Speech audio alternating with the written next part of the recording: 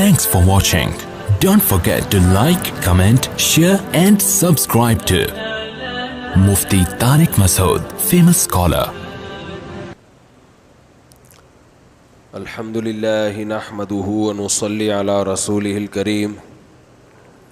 Amma ba'd, fa'udhu billahi minash shaytanir rajim. Bismillahir rahmanir rahim. وَإِذْ قَالَ مُوسَى لِقَوْمِهِ يَا قَوْمِ اذْكُرُوا نِعْمَةَ اللَّهِ عَلَيْكُمْ إِذْ جَعَلَ فِيكُمْ أَنْبِيَاءَ وَجَعَلَكُمْ مُلُوكًا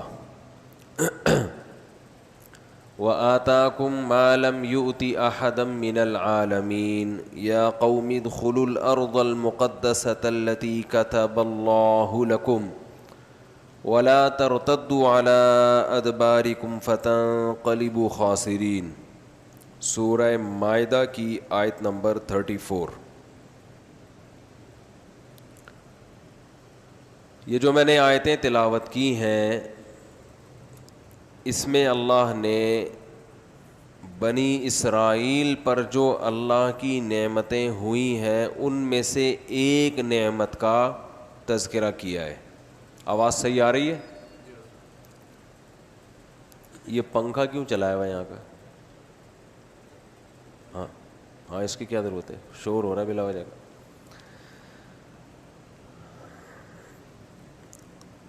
وَإِذْ قَالَ مُوسَىٰ لِقَوْمِهِ يَا قَوْمِ اذْكُرُوا نِعْمَةَ اللَّهِ عَلَيْكُمْ إِذْ جَعَلَ فِيكُمْ أَنْبِيَاءَ۔ حضرت موسیٰ علیہ السلام نے اپنی قوم سے کہا، فرمایا کہ اللہ کی اس نعمت کو یاد کرو جو اللہ نے تم پر کی ہے۔ کوئی بڑی نعمت ہوگی جو اللہ نے کی ہوگی، کیا خیال ہے بھائی؟ کیونکہ حضرت موسیٰ علیہ السلام کوئی معمولی پیغمبر نہیں ہے۔ پہلی بات تو پیغمبر خود معمولی نہیں ہوتا، وہ غیر ضروری کلام یا کم درجے کا کلام نہیں کرتے۔ پھر پیغمبر بھی موسیٰ کلیم اللہ، جن کا قرآن میں سب سے زیادہ تذکرہ ہے۔ یہ پنکھا بند کریں، یہ زوں کی آواز کہاں سے آ رہی ہے؟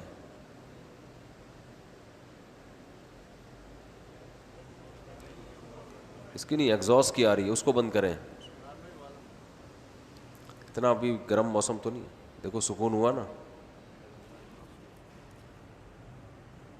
ابھی بھی کچھ ہلکی پھلکی آ رہی ہے، اس کو بھی بند کر دیں۔ کوئی اتنی گرمی تھوڑی ہو رہی ہے بھائی۔ پنکھے کی سننے کے لیے آئے ہیں تو پنکھے کے پاس بیٹھ جائیں اگر اس کی آواز سننا چاہتے ہیں۔ میری سننا چاہتے ہیں تو پنکھوں کو جو ایگزاسٹ ہے اس کو بند کر دیں۔ ایک فیصلہ کریں، میری سننی ہے یا ایگزاسٹ کی سننی ہے۔ تو اب دیکھو سکون ہو گیا۔ اللہ تعالیٰ نے موسیٰ علیہ ہاں میں عرض کر رہا تھا کہ موسیٰ علیہ السلام کوئی معمولی پیغمبر نہیں ہے، کلیم اللہ، براہ راست اللہ سے ہم کلام ہونے کا شرف صرف کس کو حاصل ہے؟ حضرت موسیٰ علیہ السلام کو۔ یہ بہت بڑی فضیلت ہے۔ وَقَرَّبْنَاهُ نَجِيًّا، قرآن کہتا ہے ہم نے موسیٰ سے سرگوشیاں کی ہیں۔ سرگوشی کسے کہتے ہیں؟ کہتے ہیں نا یاد رہا، چھاؤں میں آنا تھوڑی دیر کے لیے۔ کسی سے آپ نے کوئی خاص بات کان میں کرنی ہو جو اوپنلی آپ نہیں کرنا چاہتے، یا بڑی محبت سے کوئی خاص بات کرنی ہے، تو کیا کہتے ہیں؟ یاد رہا ادھر چھاؤں میں آ جاؤ یا سائڈ پہ آ جاؤ، کہتے ہیں کہ نہیں کہتے؟ پھر ادھر آرام سے بات کرتے ہیں۔ تو یہ ہر ایک کو آپ اتنا پروٹوکول نہیں دیتے، یہ اسی کو دیا جاتا ہے جس سے بہت زیادہ محبت ہو۔ تو قرآن نے حضرت موسیٰ علیہ السلام پر جو وحی کا طریقہ بیان کیا، اس میں فرمایا وَقَرَّبْنَاهُ نَجِيًّا۔ نجیہ کہتے ہیں سرگوشی کرنے والے کو۔ ہم نے موسیٰ کو اپنے قریب کر دیا سرگوشی کرتے ہوئے، ان کے کان میں باتیں کی، گویا کہ خاص باتیں کی ان سے۔ تو موسیٰ علیہ السلام ایک تو پیغمبر، پھر نبی سے اوپر مقام ہوتا ہے رسول کا، پھر رسول میں بھی کون سے؟ کلیم اللہ. تو معمولی پیغمبر نہیں ہے. تو وہ اپنی قوم پر جو نعمتیں ہوئی ہیں ان نعمتوں کو بیان کر رہے ہیں کہ اس نعمت کو یاد کرو. اذ جعل فیکم انبیاء, کہ اللہ نے تمہارے اندر پیغمبر بھیجے ہیں بہت سے. اب مجھے ایک بات بتاؤ, آپ آج کسی کو خوشخبری سناؤ, یار اللہ کا آپ پر ایک بہت بڑا انعام ہوا ہے, بہت زبردست اللہ نے آپ کے ساتھ کرم کا معاملہ کر لیا, اس کا دماغ فوراً کس طرف جائے گا؟ کوئی لاٹری نکلی ہے, یا جہاں پیغام بھیجا ہوا تھا ہاں ہو گئی ہے, یہی ہوگا نا. یا جاب میں انٹرویو میں کیا ہو گیا ہوں, کامیاب ہو گیا ہوں, پیسہ پیسہ پیسہ, خواہشات, بس اسی کو کیا سمجھا جاتا ہے؟ بہت بڑی کامیابی اور بہت بڑی نعمت. یہاں اللہ نے فرمایا بنی اسرائیل سے کہ جعل فیکم انبیاء, اللہ نے بہت بڑا انعام تم پر کیا کہ پیغمبروں کو بھیجا ہے تمہارے اندر. اس سے پتہ چلتا ہے کسی قوم میں پیغمبر کا آنا یہ سب سے بڑا اللہ کا انعام ہے اس قوم کے اوپر. یہاں تک بات سمجھ میں آ گئی؟ سوال پیدا ہوتا ہے پیغمبر کا آنا کیوں اتنا بڑا انعام ہے؟ اصل میں جب انسان کو پتہ ہونا کہ میری سب سے بڑی ضرورت کیا ہے تو اس ضرورت کا پورا ہونا یہ اس پر سب سے بڑا احسان ہوتا ہے. کیا خیال ہے بھائی؟ ایک بھوکے آدمی کی سب سے بڑی ضرورت کیا ہوتی ہے؟ روٹی نا. تو اس پر سب سے بڑا احسان کیا ہوگا کہ آپ اس کے لیے روٹی کا انتظام کر دیں. ایک بے روزگار آدمی کی سب سے بڑی ضرورت کیا ہوتی ہے؟ اسے روٹی تو مل رہی ہے گھر میں, بے شک تانے ملتے ہیں باپ کی طرف سے, لیکن روٹی کا انتظام بہرحال ہو جاتا ہے. سر چھپانے کے لیے ابا نے گھر بھی دیا ہوا ہے, چھت بھی دی ہوئی ہے. تانے کیا پڑتے ہیں؟ کماتا نہیں ہے, یہی ہے نا. تو اس پر سب سے بڑا احسان کیا ہے کہ اس کے لیے کوئی روزگار کا, بولو نا, بندوبست کر دے. وہ سارا دن اسی تلاش میں رہتا ہے کیا روزگار مل جائے. روزگار مل گیا, اچھی جاب مل گئی, گھر کا انتظام سب کچھ, اور میرا بیان بھی سنتا ہے, تو اس کے لیے سب سے بڑی ضرورت کیا ہے؟ بولو نا. آپ کا آئی کیو ٹیسٹ ہے یار. بھئی شادی ہو جائے, اچھی جگہ رشتہ ہو جائے. پھر جب شادی ہو گئی تو ساری ضرورتیں پوری ہو رہی ہیں, جاب بھی ہے, گاڑی بھی ہے, گھر بھی ہے, بیوی بھی ہے, اولاد نہیں ہو رہی, تو اب اس کی سب سے بڑی ضرورت کیا ہے؟ اولاد. تو سب سے بڑی خوشی اسے کیا سن کے ملے گی کہ بھئی اولاد ہونے والی ہے. تو سب سے بڑا احسان یا سب سے بڑا انعام کی ڈیفینیشن ہر ایک کے حق میں مختلف ہے. کیا خیال ہے بھائی؟ مجھے آپ کہیں گے کہ مفتی صاحب ایک حکیم صاحب ہیں, ایسی دوا کھلاتے ہیں کہ اولاد یقینی ہے. میں کہوں گا اس حکیم سے آپ اصلاحی تعلق قائم کر لیں. ہمارے پاس تو ہول سیل کے حساب سے الحمدللہ اولاد اللہ نے ہمیں دی ہے. ہماری کوئی بڑی ضرورت اب اولاد نہیں ہے, اللہ اور دے, نعمتیں دے, اچھی بات ہے, لیکن کوئی بنیادی ضرورت, ہاں جس کے ایک بھی نہیں ہوگا اس کے لیے بہت بڑی ضرورت کیا ہے؟ اولاد ہے. 20 سال ہو گئے, 15 سال ہو گئے. تو ہر ایک کے حق میں احسان کی ڈیفینیشن دوسرے سے مختلف. ان پر احسان کا مطلب کچھ اور ہوگا, ان پر احسان کا مطلب کچھ اور. ایک ڈاکٹر کے لیے آپ دواؤں کا انتظام کر دو, یہ اس پر احسان نہیں ہے. اس کو تو ویسے ہی دوائیں فری میں ملتی ہیں. وہ کہے گا یار مجھے میڈیسن یا علاج کی لیے ضرورت نہیں ہے. صحیح ہے نا, وہ تو خود ڈاکٹر ہے, اس کو کسی اور چیز کی ضرورت ہے.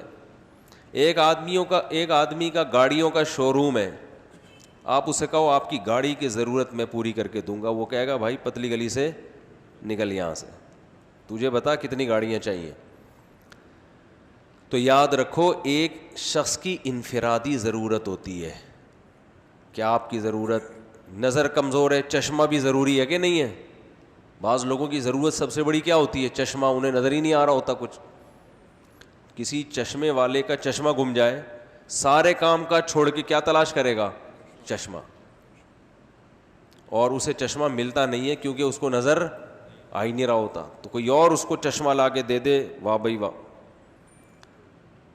تو یاد رکھیں ایک ضرورت تو ایسی ہے وہ میری مختلف, آپ کی مختلف, ان کی مختلف, ان کی مختلف, لیکن ایک ضرورت ایسی ہے جو ہم سب کے لیے ضروری ہے. وہ ضرورت ہے کہ ہم جب دنیا میں آئے ہیں خوب اچھی طرح سمجھیں, انسان کی لائف میں اور جانوروں کی لائف میں جو بیسک فرق ہے وہ یہ ہے کہ جانور کو زندگی گزارنے کے لیے گائیڈنس نہیں چاہیے, انسان کو زندگی گزارنے کے لیے گائیڈنس چاہیے, اور گائیڈنس بھی صحیح گائیڈنس. نہیں آ رہی بات؟ جانور کو زندگی گزارنے کے لیے ہدایت کی ضرورت نہیں ہے. بکری کے بچے کو ضرورت ہے کہ اس کو کوئی گائیڈ کرے کہ اب کیا کرنا ہے, اب کیا کرنا ہے. بکری کا بچہ پیدا ہوتا ہی جو کرنا ہے وہ آپ سے پوچھے بغیر کرنا شروع کر دیتا ہے. اسے پتہ ہے ابھی دودھ پینا ہے, تو مشورے کے بغیر وہ یہ کام, بولتے کیوں نہیں بھائی, شروع کر دے گا. گدھے کو پتہ ہے, ابھی ہم تھر میں تھے, ریگستان میں سوئے ہم چارپائیاں ڈال کے, موسم مناسب تھا, رات کا وقت تھا, ایک ساتھی بھی نہیں سو سکا.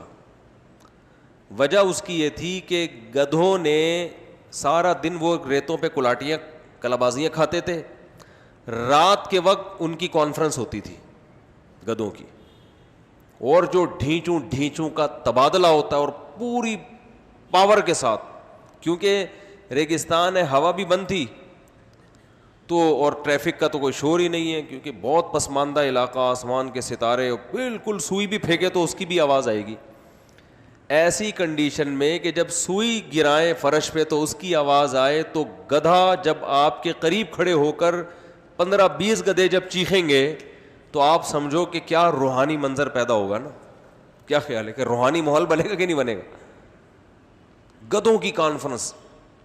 اب وہ گاؤں دیہات کے لوگ تھے تو عادی ہیں اس کے, وہ تو سو رہے ہیں. ہم کراچی کے ساتھیوں میں سے ایک بھی نہیں سو سکا, ہر تھوڑی دیر بعد اتنی زور زور سے ڈھینچوں, اور فجر کا سورج طلوع, صبح کا سورج طلوع ہوتے ہی سب خاموش ہو گئے, بالکل چپ. تو ان گدھوں کو اگر گائیڈنس ملتی تو وہ یہ حرکت کرتے؟ بولو نا بھائی. لیکن اگر وہ گائیڈنس کے بعد یہ حرکت چھوڑ دیتے تو پھر گدھے نہیں کہلاتے وہ. کیا خیال ہے بھائی؟ پھر وہ گدھے نہیں کہلاتے. اگر کوئی ان کو سمجھائے کہ یار یہ دن میں کر لو یہ پروگرام اپنا, آپ نے جو بھی آپ ٹاک شو چل رہا ہے آپ کا آپس میں, جو بھی ٹاک شو چل رہا ہے, یہ ٹاک شو کا ٹائم صبح 8 سے شام 8 بجے تک اگر کر لیا جائے, 12 گھنٹے کی نشریات بھی بہت ہوتی ہیں. اور یہ جو رات 12 بجے سے آپ نے صبح 5 بجے تک کی نشریات کی ہیں, یہ پیکیج اچھا پیکیج نہیں ہے. لیکن گدھے کی سمجھ میں بات نہیں آئے گی, کیونکہ گدھے کی اگر سمجھ میں بات آ جائے تو پھر اس پہ گدھے کی ڈیفینیشن صادق نہیں آئے گی, وہ پھر گدھا نہیں کہلائے گا. تو جانور کو گائیڈنس کی ضرورت, ہاں تھوڑی بہت چیزیں جانور کو انسان اپنے مفاد کے لیے سکھا دیتا ہے, جیسے کتے کو سکھا دیتا ہے شکار کرنا, یہ 2-4 چیزیں. لائف اسٹائل کیا ہے, پرپز آف لائف کیا ہے, یہ جانوروں کے سامنے یہ چیزیں نہیں ہوتی.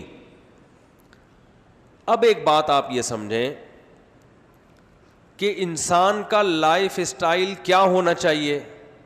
کچھ دن پہلے میرے پاس ایک صاحب آئے مشورہ لینے کے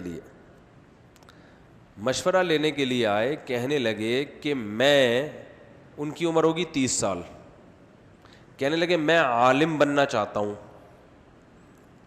اور میں 8 سال لگیں گے تو میں بن جاؤں گا, اور پھر میں اس کے بعد اپنا کاروبار بھی دوبارہ سائڈ میں تھوڑا سا کاروبار بھی چلاتا رہوں گا میں, اور 8 سال کے بعد پھر میں بزنس بھی کروں گا.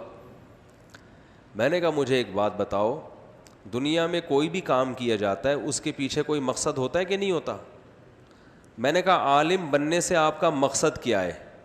انہوں نے کہا دین کی خدمت. میں نے کہا وہ آپ نہیں کر سکو گے, اس لیے کہ اس عمر میں آپ 8 سال علم حاصل کر کے گھر کو بھی ٹائم دو, بزنس کو بھی ٹائم دو, پھر 8 سال کے بعد پھر آپ چاہ رہے ہو کہ بزنس بھی چلتا رہے, تو علم ہی اتنا کمزور آپ حاصل کرو گے, اور اس کے بعد جو 8 سال بزنس کا نقصان ہوگا آپ کا, تو 8 سال کے بعد نہ بزنس کے رہو گے اور نہ دین کے علم کے رہو گے. تو میں نے کہا اگر آپ کا مقصد دین کی خدمت ہے تو آپ کے لیے اس سے آسان راستے ایسے ہیں جن میں اس سے زیادہ آپ دین کی خدمت کر سکتے ہو, اس سے کم وقت میں اور اس سے آسان طریقے سے. یہ طریقہ جو آپ اس عمر میں اختیار کر رہے ہو اس میں کام زیادہ ہے, اس کا آؤٹ پٹ بہت کم ہے. تو عقل مند وہ ہوتا ہے کہ کوئی بھی کام کرنے سے پہلے اس کے پاس اس کام کا جواب ہونا چاہیے کہ میں یہ کام کیوں کر رہا ہوں. اس کی میں اکثر ایک مثال دیتا ہوں کہ آپ بس میں بیٹھنے کے بعد سوچتے ہو کہ جانا کہاں ہے. بولو بھائی, آپ سوراب کوٹ چلے گئے, کراچی میں بس اڈا ہے نا سوراب کوٹ میں, وہاں جانے کے بعد آپ لوگوں سے مشورہ کر لیں کون سی بس میں بیٹھنا مناسب رہے گا. لوگ بولیں گے بھائی تو جب تک یہ نہیں بتائے گا کہ تو جانا کہاں چاہتا ہے, اب یہ تو نہیں ہوگا کہ میں نہیں بتاؤں گا, یہ یہاں وہ ہے نا میں نہیں بتاؤں گا, ٹھیک ہے نا, وہ یہاں نہیں چلے گا. آپ کو بتانا پڑے گا کہ آپ جانا کہاں چاہتے ہیں. اب آپ جواب میں اگر یہ کہیں کہ جو بس زیادہ کمفرٹیبل ہے, جس میں میں زیادہ سکون حاصل کروں, آرام ہو, اس میں مجھے سفر کرنا ہے, تو بتاؤ اس سے بڑی بے وقوفی والا کوئی جواب ہو سکتا ہے؟ ارے کوئٹہ کی بس ہے بڑی خوبصورت, بڑی لش پش قسم کی بس ہے, اور جانا آپ نے پشاور ہے وہ کھٹارا بس ہے.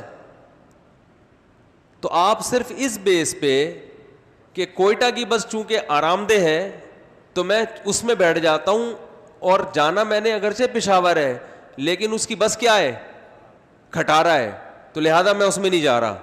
دنیا میں اس سے بڑا کوئی احمق اور بیوقوف ہوگا؟ نہیں آ رہی بات میرا خیال ہے سمجھ. یہی کام ہم اس دنیا کے مسافر خانے کے ساتھ کر رہے ہیں. ہم دنیا میں ہمیں سفر میں آ تو گئے لیکن ہمیں یہی نہیں پتا ہے کہ ہماری اس دنیا کے سفر سے منزل کیا ہے, ہم نے جانا کہاں ہے. 20 سال, 30 سال, 40 سال, 50 سال, 60 سال, 70 سال, 80 سال کی عمر گزر جاتی ہے, پلاننگ ہی کرتے رہتے ہیں کہ میں نے کرنا کیا ہے. سمجھ میں آ رہی بات؟ اور پلاننگ کا اصول یہ ہے کہ پلاننگ ہمیشہ اس وقت کی جاتی ہے جب آپ کو منزل کا پتہ ہو کہ میرا ہدف کیا ہے, آخر میں میرا انجام کیا ہونا چاہیے. دیکھو سفر کی بھی پلاننگ ہوتی ہے کہ نہیں ہوتی؟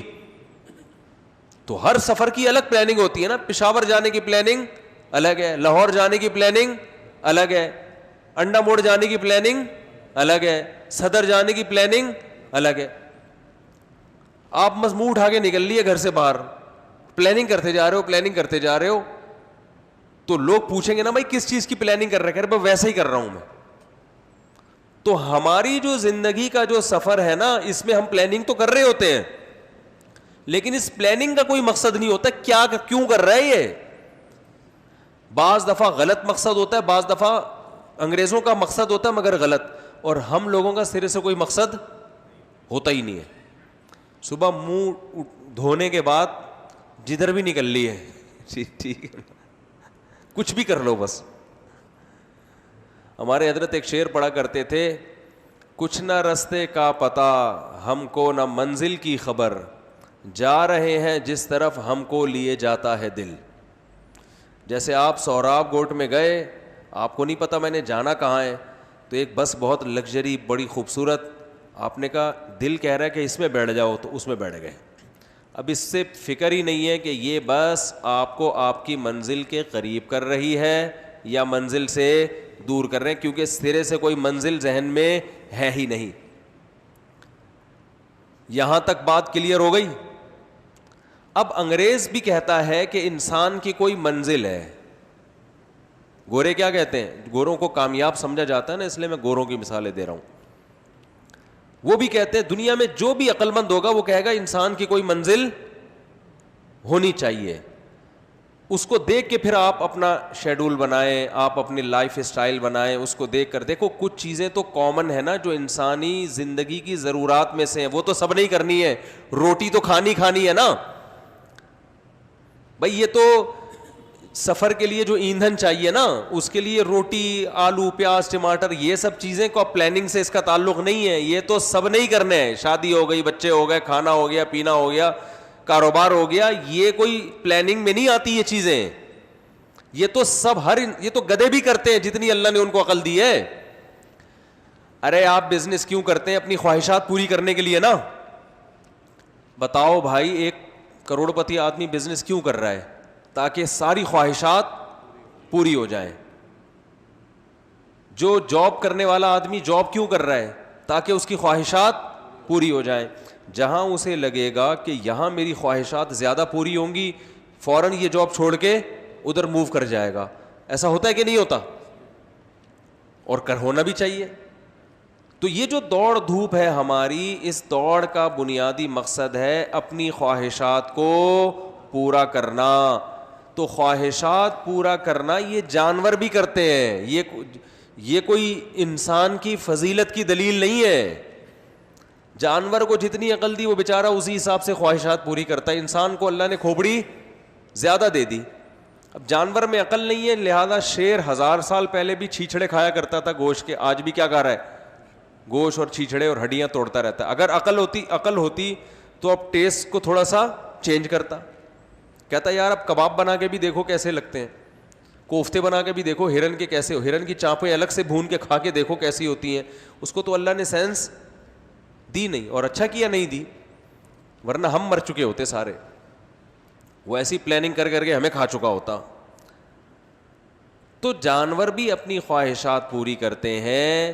تو انسان کی اگر زندگی کا مقصد خواہشات پورا کرنا ہے تو اللہ قرآن میں فرماتے ہیں ایسے انسان میں اور جانوروں میں اللہ کی نظر میں کوئی فرق نہیں ہے. فرمایا اولئک کالانعام بل ہم اضل, ایسے انسان جانوروں کی طرح ہیں بلکہ ان سے بھی بدتر. یاد رکھو اللہ کی نظر میں انسان کے اعلیٰ اور کمتر ہونے کا معیار انسان کا پرپز آف لائف ہے کہ یہ لائف, اس کی لائف کا مقصد کیا ہے. اللہ کی نظر میں سوٹ بوٹ اور ٹائی اور کوٹ اور گاڑیاں نہیں ہیں. اگر یہ گاڑی بنگلہ یہ ہوتی تو دنیا کے بڑے بڑے چور اللہ کی نظر میں بہت پہنچے ہوئے مقام, سب سے پہلے تو ہمارے سابق صدر کا اللہ کی نظر میں بہت اونچا مقام ہوتا. سمجھ میں آ رہی ہے بات؟ کیونکہ اللہ نے بہت دیا ان کو.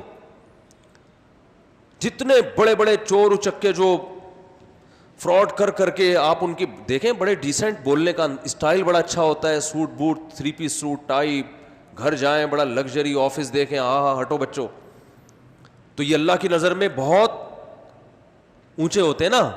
اور جو بیچارہ موچی ہے, جو بیچارہ چوکیدار ہے, وہ اللہ کی نظر میں انتہائی گرا ہوا انسان ہوتا. حالانکہ عقل اس کو تسلیم نہیں کرتی کہ اللہ اس بیس پہ انسان کو اونچا رکھے اور کمتر رکھے. تو اللہ کی نظر میں انسان کے اعلیٰ اور کمتر ہونے کا معیار یہ ہے کہ انسان کو جو مشن دے کے بھیجا گیا ہے, جو اس مشن کو پورا کرنے میں لگا ہوا ہے, پھر لگژری لائف اسٹائل ہو یا غربت میں ہو, مشن کے پیچھے لگا ہوا ہے تو اعلیٰ ہے. مشن کو بھول گیا ہے تو چاہے اچھا کھاتا ہو یا خراب کھاتا ہو, اللہ کی نظر میں وہ کیا ہے؟ وہ برا انسان ہے. بات آ رہی ہے سمجھ میں کہ نہیں آ رہی ہے؟ دیکھو آپ کو کمپنی نے بھیجا کسی کام کے لیے, کوئی پروجیکٹ دے کے, آپ کو کمپنی نے بھیجا کوئی پروجیکٹ دے کے, آپ ٹھیکیدار تھے بحریہ ٹاؤن میں, کمپنی نے کہا یار جا کے ذرا یہ پانی کا ٹینکر بناؤ, ٹھیک ہے نا, بحریہ ٹاؤن سے آرڈر آیا ہے. آپ گئے وہاں, آپ کا بڑا زبردست لائف, کمپنی نے آپ کو بڑی سہولتیں دی, آپ گاڑیوں میں گھوم رہے ہو, بحریہ ٹاؤن دیکھ رہے ہو اور اچھا کھا رہے ہو, لوگ تو عزت دیں گے آپ کو, یار بڑا زبردست. لیکن جس کمپنی نے بھیجا ہے وہ کہیں گے یار کمبخت کو جس کام کے لیے بھیجا تھا وہ تو دھیلے کا نہیں کر کے دے رہی ہے, یہ سارا دن کس میں گزار دیتا ہے, لوگوں سے ملاقاتوں میں, اور 3 پیس سوٹ اور ٹائی, اور جو کمپنی نے آپ کو بہترین گاڑی دی ہے اس کی شو بازیوں میں لگا رہا ہے وہ, تو پبلک تو عزت دے گی, بڑا آدمی ہے بھائی. لیکن آپ کو پتہ نہیں ہے کہ یہ بڑے پن کا بیڑا غرق ہونے والا ہے تھوڑے دنوں میں. صحیح ہے نا, کمپنی سب کچھ چھین لے گی آپ سے. بولے کمبخت تو میں جس کام کے لیے بھیجا تھا وہ تو کر نہیں رہا تو, اور اسی شو بازی میں لگا ہوا, میری گاڑی, میری سوٹ, میری ٹائی اور میرے کپڑے اور میرے. یہ تو بلند ذوق نظر نہیں ہے, یہ سوچ کی بلندی نہیں ہے.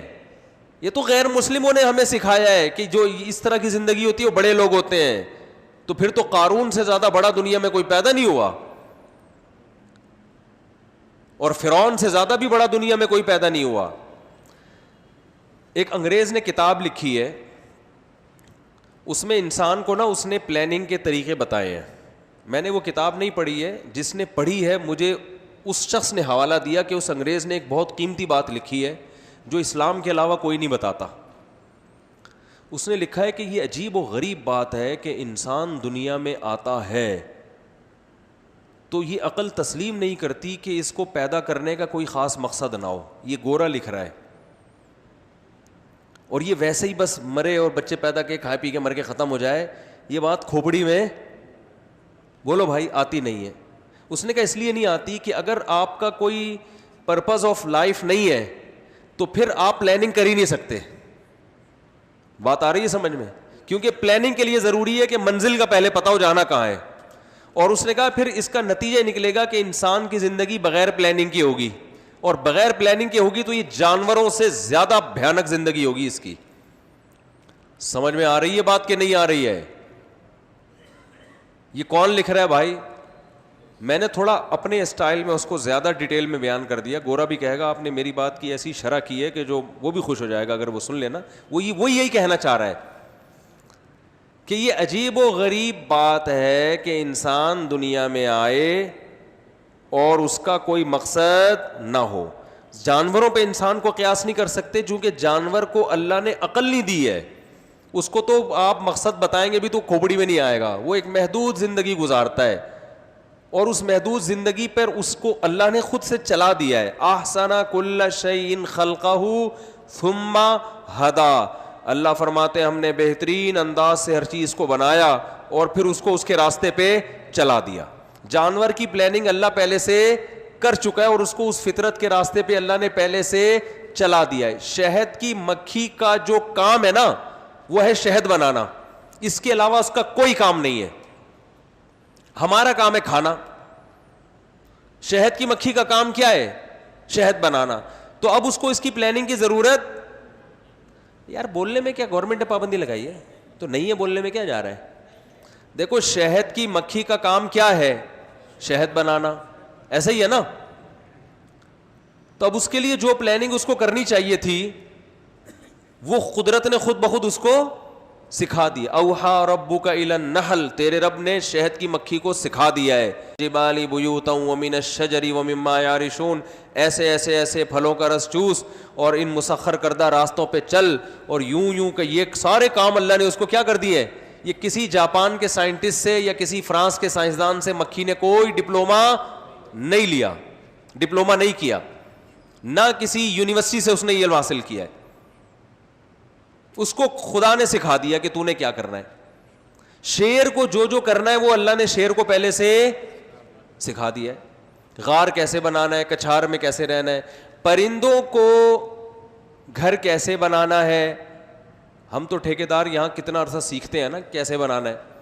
پرندے کو کیسے لائف اسٹائل, وہ ہمیں نہیں سکھانی, وہ اللہ نے پہلے سے اس کو سکھا دیا. اب اس کو مزید کسی گائیڈنس کی ضرورت نہیں ہے. پرندے گھونسلے بناتے ہیں خاص طریقے سے, ہر پرندہ کا الگ اسٹائل کا بڑا عالی شان گھونسلہ ہوتا ہے, اور اس کو انسان اگر کچھ دخل اندازی کرے گا تو بیڑا غرق کر دے گا اس کی فطرت کا. شیر کو چڑیا گھر میں لا کے بیڑا ہی غرق ہوتا ہے نا اس بیچارے کا. حالانکہ چڑیا گھر میں اس کو سہولتیں جنگل سے زیادہ ملتی ہیں, مگر شیر کی لائف کیا ہو جاتی ہے, کم, کیونکہ آپ اخپل طریقے سے اس کو چلانے کی کوشش کر رہے ہوتے ہو. سمجھ رہے ہو؟ شیر کہتا ہے بھائی میرا اخپل طریقہ ہے جنگل میں, تم اپنا طریقہ میرے اوپر کیوں مسلط کر رہے ہو؟ تو سمندر کی مچھلیاں لا کے آپ پانی میں ڈالیں, کتنا ہی نمک ڈال دیں, سمندر جیسا ماحول بنائیں, پھر بھی نہیں چلتی, مر جاتی ہیں تھوڑے دنوں میں. دریا کی مچھلیاں ایکویریم میں ڈالی جاتی ہیں تو بہت ماحول دینے کی کوشش کی جاتی ہے, پھر بھی ان کی گروتھ کم وقتوں کی کم وقت, اس لیے کہہ رہا ہوں ایک کئی مہینے سے پالی ہوئی ہیں, 1 انچ نہیں بڑی ہو کے دے رہی جو میں نے پالی ہوئی ہیں مچھلیاں, کھاؤ اسی اسٹائل سے رہی ہیں پورا پورا, وہ ماحول نہیں ہے. تو جانور کو پلاننگ کی ضرورت نہیں ہے اس کا, اس لیے کہ اللہ نے جو اس سے جو کام لینا تھا وہ اللہ نے پہلے سے اس کو کیا کر دیا ہے, سکھا دیا. بکری کو سکھا دیا, گائے کو سکھا دیا, بھیڑ کو سکھا دیا, ہر جانور کو ہر چیز سکھا دی اللہ نے, حتیٰ کہ جانوروں کو مرنا بھی سکھایا ہے کہ مرنا کیسے ہے. آپ دیکھیں یہ جو اتنے پرندے روزانہ شہروں کے اندر, آپ کو ان کے جنازے اتنے نظر نہیں آئیں گے. دیکھو نا شہر میں کتنی چڑیاں, کتنے کوے, ان میں کوئی حادثاتی موت مرتا ہے تو اس کا تو جنازہ نظر آتا ہے, یا آپ نے کوئی بندوق سے فائر کر کے مار دیا. لیکن جتنے انسان مرتے ہیں اور مردہ خانوں میں ہوتے ہیں ان کو تو ایک جگہ ٹھکانے لگایا جاتا ہے نا, تبھی انسانوں کی لاشیں آپ کو روڈوں پہ نظر نہیں آتی, اس لیے کہ اس کو تو انسان خود مینیج کرتا ہے نا. کوئی مرنے والا ہوگا فوراً ہاسپٹل لے جائیں گے, یا گھر میں رکھیں گے, فوراً قبرستان میں ایک مخصوص جگہ پہ دفن کر دیں گے. انسانوں سے زیادہ یہاں پرندے اور جانور ہیں یا نہیں ہے؟ کراچی شہری کی بات کر لو, لیکن آپ کو اتنے جنازے نظر آئے ان کے؟ بھائی روزانہ 25-30 کوے تو ہمیں روڈوں پہ مرے ہوئے نظر آنے چاہیے, جو بر وقت علاج نہ ہونے کی وجہ سے اللہ کو پیارے ہو گئے. چیلیں نظر آنی چاہیے مری ہوئی, چڑیائیں نظر آنی چاہیے, کتے نظر آنے چاہیے. لیکن جس اسپیڈ سے جانوروں کی گروتھ ہوتی ہے اور موت ہوتی ہے, اتنے جنازے آپ کے جانوروں کو نظر نہیں آئیں گے, کیونکہ اگر یہ ہوتے تو تعفن پیدا ہوتا, انسانوں کے لیے رہنا مشکل. جانوروں کو اللہ نے سکھا دیا کہ مرنے سے پہلے کیا کرنا ہے, آبادی چھوڑ کے, بولتے کیوں نہیں بھائی, نکل جانا ہے. بہت سے جانور مرنے سے پہلے آبادی چھوڑ دیتے ہیں, یہ قدرت نے ان کو خود سکھا دیا, انسان کو نہیں سکھایا, انسان خود سیکھتا ہے. انسان کو پیغمبروں نے بتایا ہے کہ مرنے لگے تو غسل کفن دے کے زمین میں دفن کرنا ہے, روڈوں پہ نہیں پھینکنا اس کو. پرندے کو کس نے سکھایا بھائی؟ پرندوں میں تو کوئی پیغمبر نہیں آئے. تو پتہ یہ چلتا ہے کہ انسان کی لائف میں اور جانوروں کی لائف میں کیا ہے, فرق ہے. جانوروں کو پہلے سے جو پلاننگ دینی تھی وہ دے دی ہے, اس میں چینجنگ نہیں ہو سکتی. جبکہ انسان ساری زندگی بیٹھ کے خود پلاننگ کرتا ہے کہ میں نے کرنا کیا ہے. یہ اس میں پلاننگ کی پہلے سے انسٹالیشن نہیں ہوتی. یہ ایسی مشین نہیں ہے جو بلٹن ہو کمپنی کی طرف سے, سمجھ رہے ہو؟ اس میں سارے سافٹ ویئر آپ نے بول دو خود ڈال لیں, اس میں کیا جا رہا ہے, یہ بھی میں ڈالوں آپ کے اندر, یہ والا سافٹ ویئر بھی بولنے کا, یہ سب آپ نے خود ڈالنے ہیں سافٹ ویئر. بولنا بھی خود سیکھنا ہے, گونگوں میں چھوڑ دو گے تو ساری زندگی بولے گا ہی نہیں. کیا بولنا ہے, کیسے بولنا ہے, تمیز آداب, بڑوں سے کیسے بات کرنی, چھوٹوں سے کیسے بات کرنی, چچا کو کیا بولنا ہے, ماموں کو کیا بولنا ہے. ایسا نا ماموں کو چچا بولنا شروع کر دو, چچا کو ماموں بولنا, خالہ کو پھپھی بول رہا ہے. آج تو یہی مارکیٹ میں چل رہا ہے, رشتوں کے لفظ ہی چینج ہو گئے. کوئی نانا کو ابو بول رہا ہے, ابو کو پاپا بول دیا.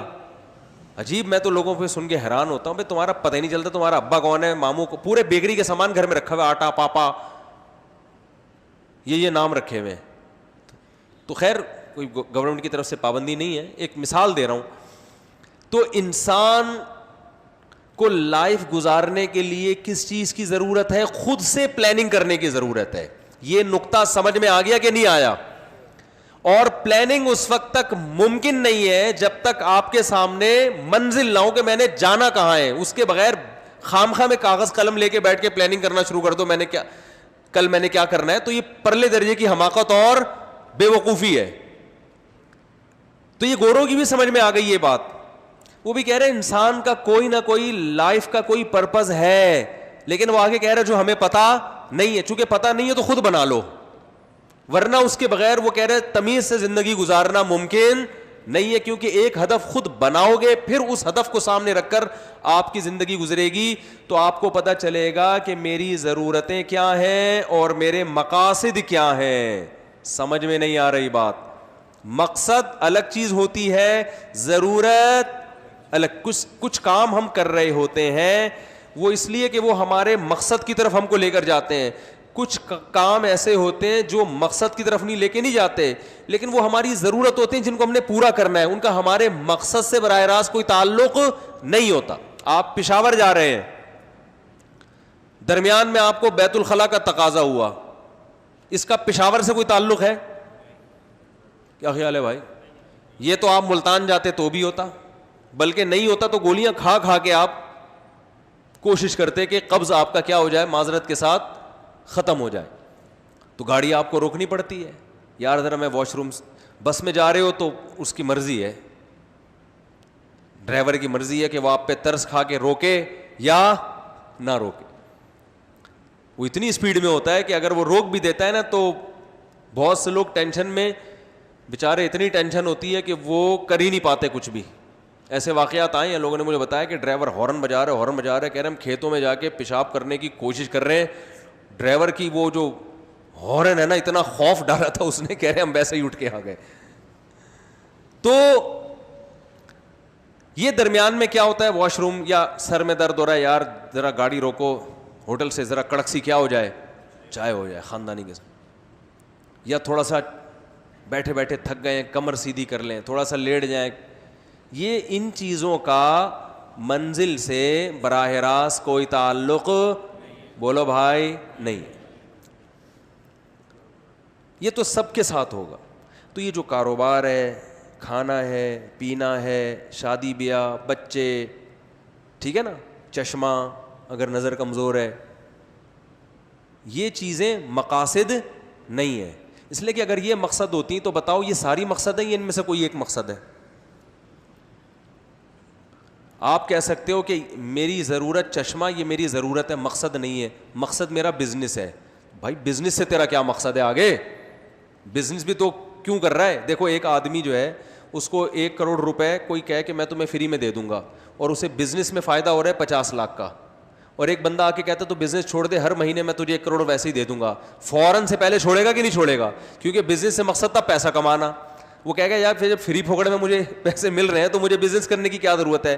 پتہ یہ چلا کہ بزنس بھی اصل مقصد نہیں ہے. بزنس سے اصل مقصد ہوتا ہے پیسہ. میں بزنس کی مثال اس لیے دے رہا ہوں کہ زیادہ تر لوگ چشمے کو تو مقصد نہیں بناتے, روٹی کو بھی مقصد نہیں بناتے, لیکن کاروبار, اچھی جاب, اچھا بزنس, اس کو مقصد بناتے ہیں. اور اس کو مقصد بناتے ہیں اس لیے کہ اس سے کیا ملتا ہے؟ پیسہ. اور پیسہ, پتہ یہ چلا کہ اصل مقصد بزنس نہیں ہے بلکہ اصل مقصد کیا ہے؟ پیسہ ہے. لہذا بزنس کے بغیر مل جائے تو لوگ بزنس نہیں کریں گے, جاب نہیں کریں گے. اب سوال پیدا ہوتا ہے کیا پیسہ اصل مقصد ہے؟ پیسہ بھی اصل مقصد نہیں ہے. اس لیے اصل مقصد نہیں ہے کہ اگر ایک آدمی آپ کے پاس آ کے کہتا ہے کہ آپ پیسہ کیوں کماتے ہو, آپ کہتے ہو یار اس لیے کہ میں بحریہ ٹاؤن میں گھر بنانا چاہتا ہوں. اور کیا مقصد؟ یار میں چاہتا ہوں میری گاڑی بہت لشپش قسم کی گاڑی ہو میرے پاس. اور کیا چاہتے ہو؟ یار میرے گھر کا راشن خاندانی قسم کا ہے, ڈالڈے مالڈے پہ گزارا جیسے لوگوں کا, مالدار لوگوں کا ہوتا ہے نا, بلکہ گھر میں کھانا پکے ہی نہیں, ہوٹل سے آیا کرے, صبح شام پیزوں پہ حساب کتاب چلے, چاہے وہ پیزا کھا کھا کے خود پیزا بن جاؤں میں, لوگ بن رہے ہیں. تو وہ کہے کہ یار ایسا کرو, آپ جاب چھوڑ دو, گاڑی میں آپ کو لے کے دے دیتا ہوں, گھر میں آپ کو لے کے دے دیتا ہوں, جس چیز کی جب ضرورت ہوگی دل چاہے گا آپ کے لیے حاضر. اگر آپ کو اس کی بات پہ یقین آ جائے تو فوراً پیسہ کمانا چھوڑو گے کہ نہیں چھوڑو گے؟ کہ یار پیسے سے جو مقصد تھا وہ بغیر پیسے کے, بولتے کیوں نہیں یار, حاصل ہو رہا ہے. تو پتہ چلا پیسہ بھی اصل مقصد نہیں ہے, پیسے سے بھی کچھ اور مقصد ہوتا ہے. ہائے ہائے ہائے ہائے, وہ پیسے سے اصل مقصد کیا ہے؟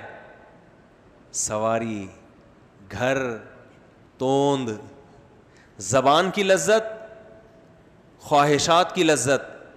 تو پتہ یہ چلا کہ گھوم پھر کے بات یہاں آئی کہ زندگی کا بنیادی پیسے سے چونکہ آپ کی ہر خواہش پوری ہو جاتی ہے, تو زندگی کا بنیادی مقصد ہے کہ مزہ آئے. بس زندگی کا بنیادی مقصد کیا ہے؟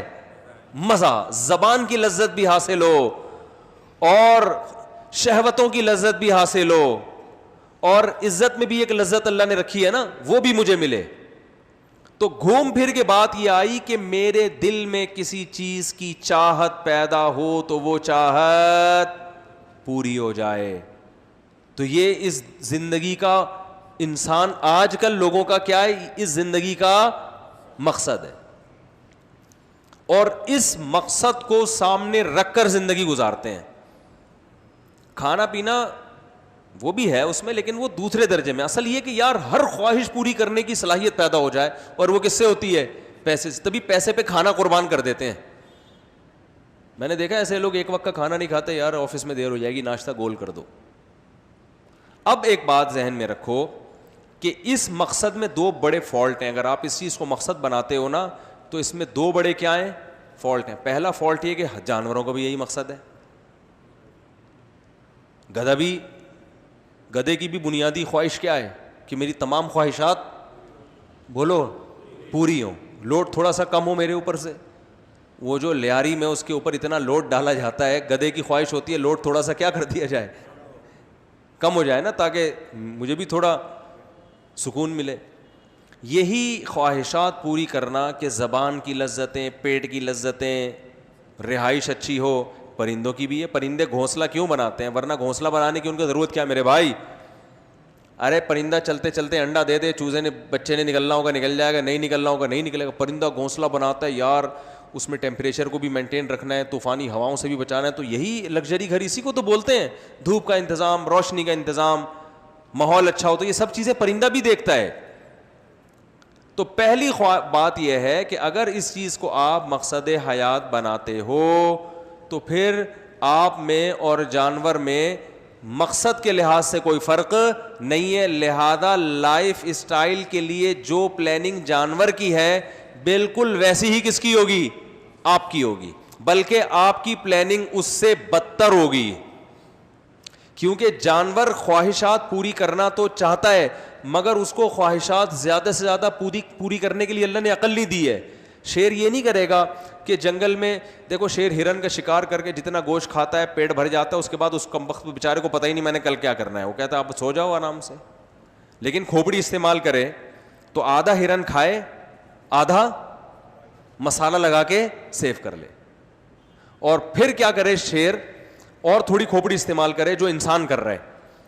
وہ پھر کیا کرے گا کہ یار بار بار ایک ہرن مارو, اتنا ٹائم لگتا ہے. ہرن کا ایک دفعہ غول نظر آیا نا, 25-30 گرا دو,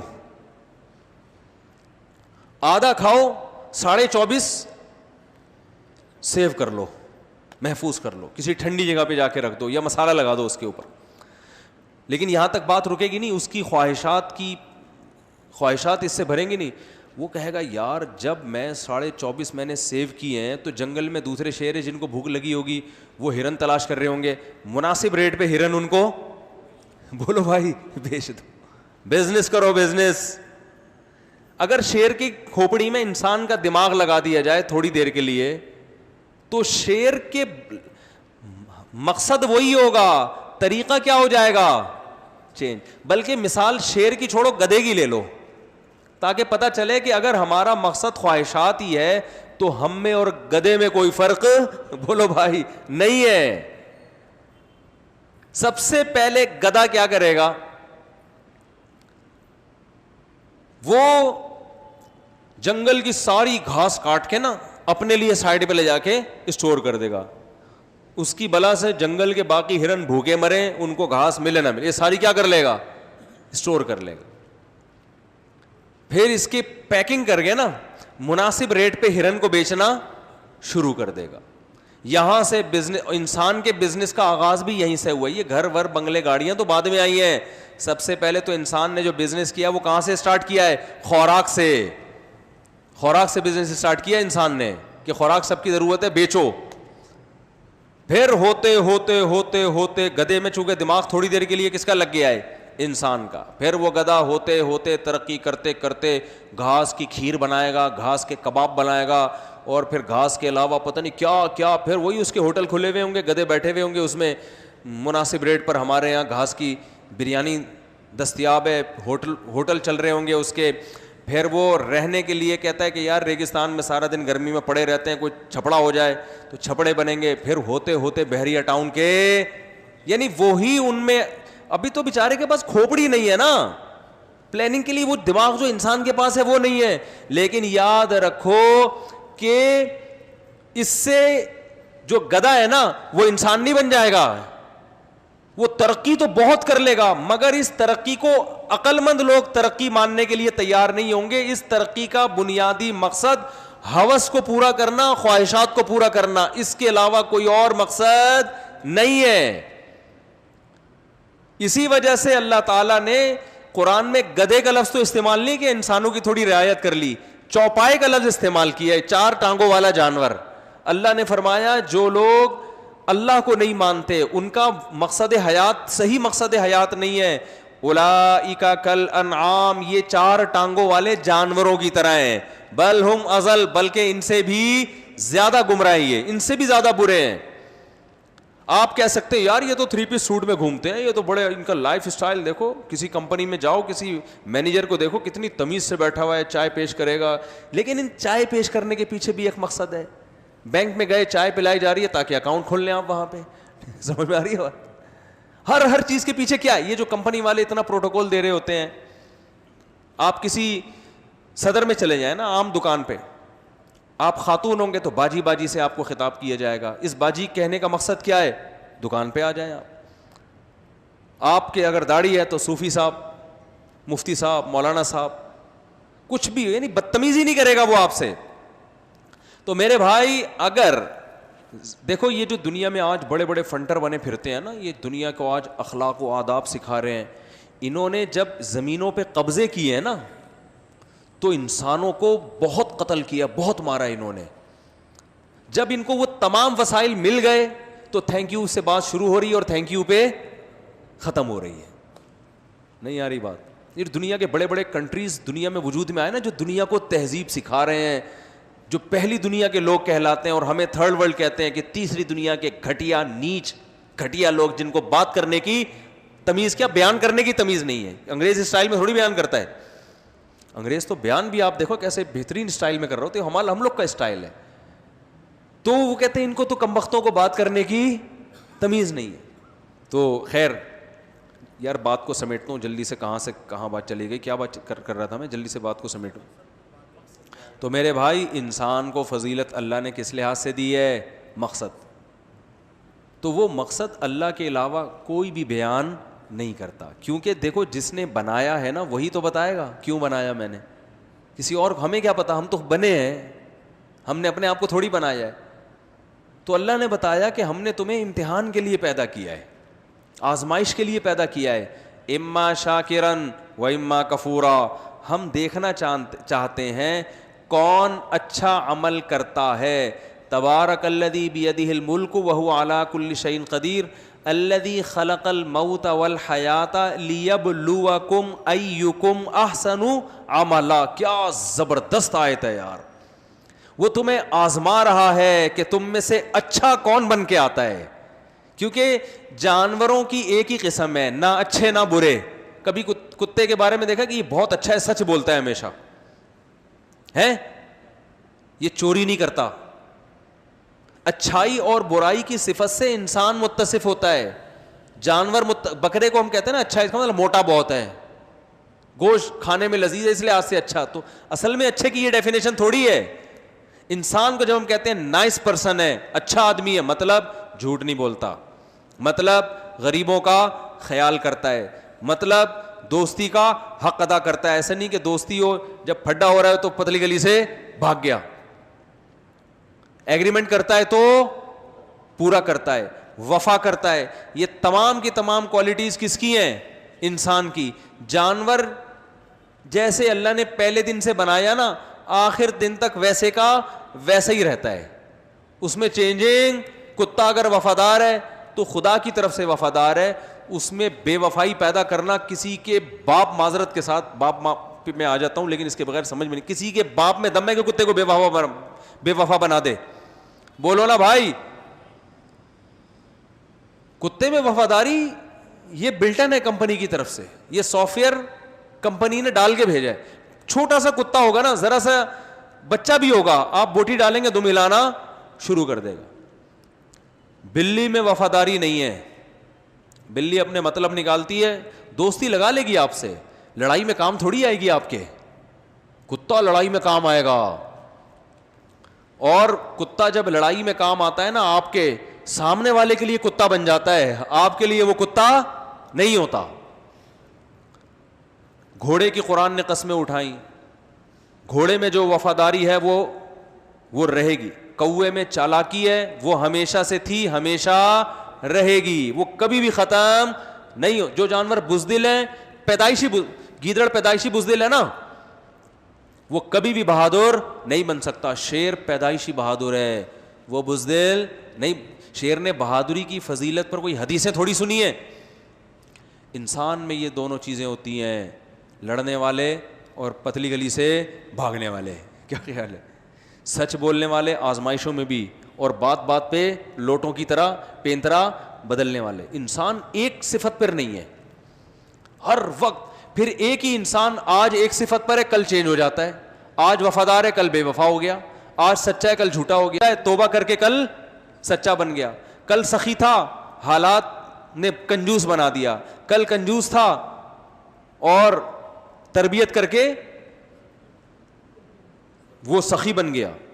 کل بے وفا تھا, آج وفادار بن گیا, پھر دوبارہ بے وفا بن گیا. ایک ہی انسان میں درجنوں دفعہ چینجنگ ہوتی ہے, اور ہر انسان دوسرے سے صفات کے لحاظ سے چینج ہے. تو انسان اچھا بھی ہوتا ہے, برا بھی ہوتا ہے. یہ چیز انسان کو جانوروں سے ممتاز کرتی ہے. تو پتہ چلا انسان اور جانور کے لائف اسٹائل میں بنیادی فرق ہی یہی ہے کہ انسان کو اچھا بننے کی صلاحیت دی گئی اور برا بننے کی بھی صلاحیت دی گئی. تو انسان کو یہ اسی لیے پیدا کیا ہے کہ کون اچھا بن کے آتا ہے اور کون برا بن کے آتا ہے. باقی کھانے کی صلاحیت تو جانوروں کو بھی دی اور انسان کو بھی, خواہشات پوری کرنے کی صلاحیت جانوروں کو بھی دی اور انسانوں کو بھی. تو اس کے لیے انسان کو پیدا کرنے کی ضرورت نہیں تھی کہ کون بحریہ ٹاؤن میں گھر بنا کے آتا ہے, خواہشات زیادہ پوری کر کے آتا ہے, اور کون اپنی خواہشات کا بیچارے اس کی خواہشات کے جنازے ہی نکلتے رہے ساری زندگی. تو یہ تو جانوروں میں بھی ہوتا ہے. تو دیکھو قرآن نے جو دعویٰ کیا ہے, انسانی فطرت اس دعوے کو اپیل کرتی ہے کہ نہیں کرتی ہے؟ ارے کیا ہو گیا میرے بھائی, دیکھو میں اس مثال سے بات سمجھا کے بس اپنی بات ختم کرتا ہوں. مثال سے بات سمجھا کے اپنی بات کیا کرتا ہوں, ختم, تاکہ آپ تھوڑا غور سے سن لیں, بور نہ ہو اگر تھک گئے ہوں تو. دیکھو کمپنی نے 4 آدمی بھیجے, کمپنی نے 4 آدمی بھیجے, سفر پہ بھیجے, ان کو جہاز کا ٹکٹ دیا, فلاں ملک میں جاؤ, ایک پروجیکٹ ہے, تم نے وہاں جا کے کیا کرنا ہے, بولو نا یار, کام کرنا ہے. ایک ان میں انجینئر تھا, ایک ان میں میکینک تھا, ایک ان میں پلمبر تھا, ایک ان میں گڑھا کھودنے والا یعنی اس ایکسپرٹ تھا, یا الیکٹریشین تھا. بات آ رہی ہے سمجھ میں؟ اب وہ چاروں گئے, اب وہ بھول گئے یار, وہ ڈاکومنٹ ہی گم گئے ہم سے کہ یار پلمبر کہہ رہا ہے پتہ نہیں مجھے کیوں بھیجا تھا, اور جو کنسٹرکشن کرنے والا یا میپ کو ڈیزائن کرنے والا, سول انجینئر کہتے ہیں نا, آرکیٹیکٹ کہتے ہیں, اس بیچارے کو پتہ ہی نہیں کہ مجھے کیوں بھیجا تھا, ہے بھائی. تیسرا تھا الیکٹریشین, وہ کہہ رہا ہے یار مجھے یاد ہی نہیں رہا کہ ایسے کھجاتا ہوا کہ یار پتہ نہیں یار مجھے بھیجا کیوں تھا, ہے بھائی. اور چوتھا کیا بنایا تھا میں نے, چلو 3 ہی کر لو, ہم نے کون سا کوئی سچی مچی کی مثال تھوڑی دے رہے ہیں ہم. ایک پلمبر ہے, ایک انجینئر نہیں, کوئی ایسا ہو نا کہ اسپیسیفک کوئی کام اس کے ذمہ لگائے نا ہم. انجینئر تو ایک کا کام ہے میپ بنانا, ٹھیک ہے نا, عمارت کا نقشہ بنانا. ایک کا کام ہے اس میں نلکوں کی فٹنگ کرنا تاکہ پانی کی سپلائی ہو سکے. ایک کا کام ہے اس میں بجلی کا کام کرنا. یہ 3 کام دے کے, ایک کوئی گھر بنانا تھا کمپنی نے, تو یہ 3 پروجیکٹ دے کے بھیجا گیا ہے. ایک ایکسپرٹ ہے کس میں بھائی؟ دوبارہ اس مثال کو میں ذرا نکھار کے پیش کرتا ہوں. ایک ایکسپرٹ ہے نقشہ بنانے میں, گھر کا نقشہ بنانے میں. دوسرا ایکسپرٹ ہے وہ پلمبر ہے, وہ نلکوں کی اور لائنوں کی فٹنگ کرنے میں. تیسرا ایکسپرٹ ہے بجلی کے کام میں, الیکٹریشین ہے وہ. کمپنی نے ایک کو کہا بھائی تو نے یہ کرنا ہے, تو نے یہ کرنا ہے, جو جس چیز میں ایکسپرٹ تھا. اب تینوں جا کے بھول گئے کہ یار وہ الیکٹریشین بھول گیا, مجھے نلکا لگانا تھا میرے ذمے, یا مجھے نقشہ بنانا تھا, یا کیا کرنا تھا, اب یاد ہی نہیں آ رہا تینوں کو. تو تینوں کہتے ہیں یار ہم میں قدر مشترک ہے کہ ہمیں کھانا سب کو آتا ہے, کھانا کھانا, ٹھیک ہے نا. لہذا ہمارا یہاں کے کام کیا ہوگا, ہمیں جو پروجیکٹ دیا گیا ہے نا وہ ہے کھانا کا. لہذا ہم کمپنی کے جتنے پیسے ہیں اس سے 2 پراٹھے آپ کھاؤ صبح, 2 پراٹھے میں کھاؤں, پھر دوپہر نہاری, اور یہ کھا رہے ہیں بس.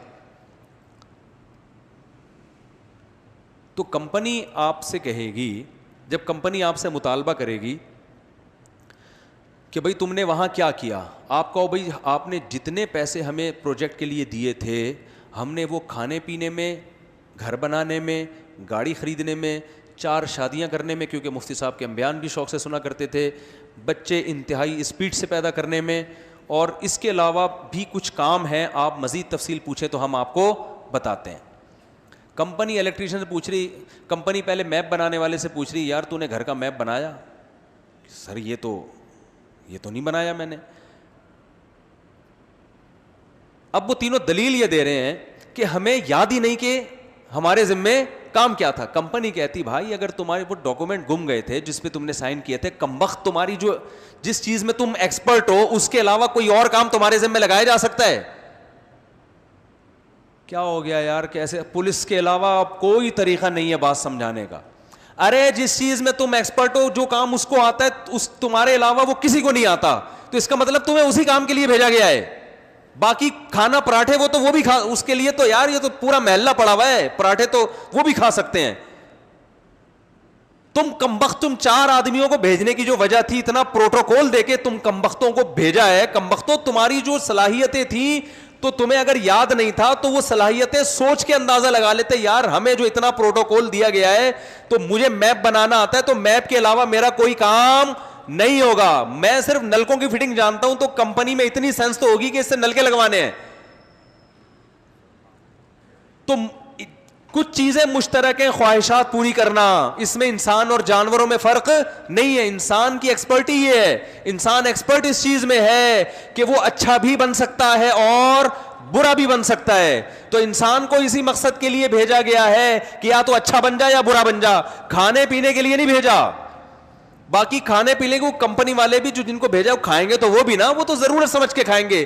مقصد ان کا وہاں بیٹھ کے پراٹھوں کی مثال اس لیے دیتا ہوں کہ میں ڈاکٹر مجھے کہتے ہیں پراٹھے نہیں کھایا کرو, میں کہتا ہوں یار دنیا چھوڑ دوں گا پراٹھے نہیں چھوڑوں گا. اس لیے مجھے ہر بات میں, کیونکہ مجھے صبح ناشتے میں پٹھان ہوٹل کا پراٹھا اتنا پسند ہے نا, اس کے بغیر گھر کے پراٹھے نہیں کھاتا میں. وہ جو ہوٹلوں میں ہر ہوٹل میں نہیں بنتے, وہ ایسے کرارے پراٹھے صبح صبح بنتے ہیں کہ وہ یار کھاؤ اور چائے کے ساتھ, تو اس کے بغیر پتہ ہی نہیں چلتا کہ ناشتہ کیا ہوا ہے. کچھ بھی کھلا دو مزہ نہیں ہے, عادت بچپن سے پڑی ہوئی ہے نا. اب میری مثال, مجھے اللہ نہ کرے کہ مر جاؤں وہ پراٹھے کھا کے, اللہ نہ کرے. وہ میں نے جو الفاظ کہے نا کہ دنیا چھوڑ دوں گا پراٹھے نہیں چھوڑوں گا, اللہ دنیا نہ چھڑوائے, اس کی وجہ سے ہم اللہ سے دعا کرتے ہیں. تو اس لیے میں جب کوئی مزے کی چیز کی مثال دیتا ہوں تو یا تو انڈے والے برگر کی مثال دیتا ہوں, کیونکہ وہ ہر آدمی چھپ چھپ کے کھاتا ہے, ٹھیک ہے نا. جس میں زنگر کھانے کی صلاحیت ہے, چھپ کے وہ بھی انڈے والے برگر کھاتا ہے, ٹھیک ہے نا. تو یا میں مثال دیتا ہوں کس کی, پراٹھوں کی. تو پراٹھے پھوڑنے کے لیے میرے بھائی اللہ نے پیدا نہیں کیا, مزے اڑانے کے لیے پیدا نہیں کیا ہے. آپ دنیا میں آئے, قیامت کے دن اللہ پوچھے گا کہ میں نے تجھے کس مقصد کے لیے بھیجا تھا. آپ کو اللہ مجھے تو پتہ ہی نہیں تھا کس مقصد کے لیے بھیجا تھا. تو اللہ کہے گا بھائی جو صلاحیت میں نے تجھے دی تھی جو دوسروں کو نہیں دی تھی, تو ظاہر ہے اسی مقصد کے لیے. اور پھر میں نے قرآن بھیج کے تجھے وہ مقصد یاد بھی دلایا تھا, لیبلوکم ایکم احسن عملا. اللہ تمہیں آزمانا چاہتا ہے. آزمائش اور امتحان کی صلاحیت صرف تم میں ہے, جانوروں میں امتحان کی صلاحیت نہیں ہے. کیونکہ ایگزامینیشن ہال میں بٹھانے کے لیے کھوپڑی کا ہونا ضروری ہے, جانوروں کے پاس کھوپڑی نہیں ہوتی. اور امتحان کس چیز کا ہے؟ اچھے بنتے ہو یا برے, یہ آزمائش ہے تمہاری. تو اچھا برا بننے کی صلاحیت بھی تم میں, امتحان دینے کی صلاحیت بھی تم میں, کیونکہ امتحان اسی سے لیا جاتا ہے جس میں پاس ہونے کی بھی صلاحیت ہو اور فیل ہونے کی بھی صلاحیت ہو. کسی پاگل کو کبھی امتحان گاہ میں لے جا کے نہیں بٹھایا جائے گا, کیونکہ اس میں پاس ہونے کی صلاحیت ہی نہیں ہے. تو امتحان کس بات کا لیا جا رہا ہے بھائی؟ امتحان کے بعد تو یا تو پاس ہوگا یا فیل. جانور پاس نہیں ہو سکتا.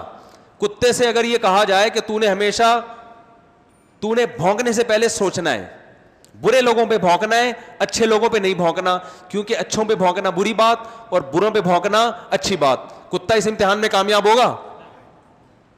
وہ کہے گا پھر یہ کتا پن پھر میں کب دکھاؤں گا؟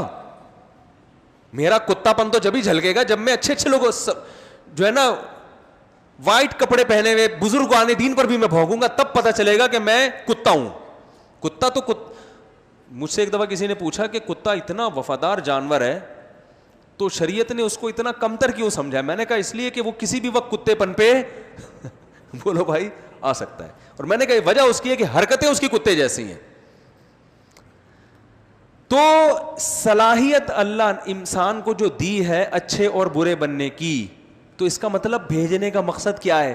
اچھا بنتا ہے یا برا بنتا ہے؟ تو کام دے کے بھیجا, تجھ میں اچھا بننے کی صلاحیت ہے تو تو نے اچھا بن کے آنا ہے. جیسے اس کمپنی نے بھیجا تھا بھائی تو الیکٹریشین ہے تو نے فٹنگ جو ہے نا ساری تارے وانے لگا کے آنا ہے. تجھ میں یہ صلاحیت ہے کہ تو تارے لگا بھی سکتا ہے اور وہاں بیٹھ کے پیڑے کھا کے ٹائم بھی ضائع کر سکتا ہے. تو اللہ نے ہمیں یہ صلاحیت دی ہے کہ ہم اچھا بن سکتے ہیں. جانور کے پاس یہ صلاحیت ہی نہیں ہے کہ وہ اچھا بن سکے, اور برا یہ اچھے کی اپوزٹ کو کہتے ہیں. جو اچھا نہیں بن سکتا وہ برا بھی نہیں بن سکتا. تو انسان کو دنیا, خدا کی قسم گورے کے پاس اس سوال کا جواب نہیں ہے. یار تم مجھے ایک بات بتاؤ, تم گورے کی اتنی عزت کرتے ہو اس لیے کہ وہ ہر چیز کا پرپس جانتا ہے, اسے پتا ہے موبائل کیوں بنایا گیا, کیسے کام کرے گا. تو اگر بنی ہوئی چیزوں کے بارے میں جو استعمال کرنا جانتا ہو, اس کی بیس پر کسی کو عزت دی جائے گی, تو جو انسان کے پرپس ہی کو نہ جانتا ہو اس کو کیسے آپ عزت دے سکتے ہو؟ سب سے زیادہ قابل عزت وہ ہے جو سب سے پہلے انسان کو پہچانے کہ اس کو کیوں بنایا گیا. تبھی ہم گوروں کی اس ترقی کو دیکھ کے بڑا متاثر ہوتے ہیں اور کہتے ہیں کامیاب لوگ ہیں. بھائی یہ کامیابی ایسے ہی ہے جیسے سفر میں آپ کو پتا ہے نہیں کہاں جانا ہے, لیکن بزنس کلاس میں آپ سفر کر رہے ہو, لگژری لائف ہے آپ کی, منزل کا پتہ نہیں ہے.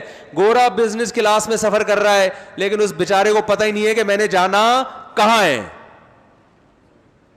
اسی بزنس کلاس کے مزے اڑا اڑا کے زندگی کیا ہو جاتی ہے تمام, اور اس بزنس کلاس پہ ہم فخر کر رہے ہیں یار یہ ہے کامیابی. اور ہم اکانومی کلاس میں, پہلے تو ٹرینوں میں نا غریب لوگ سفر کرتے تھے, واش روم کے باہر لیٹے ہوئے ہوتے تھے نا بغیر ٹکٹ کے, ٹھیک ہے نا.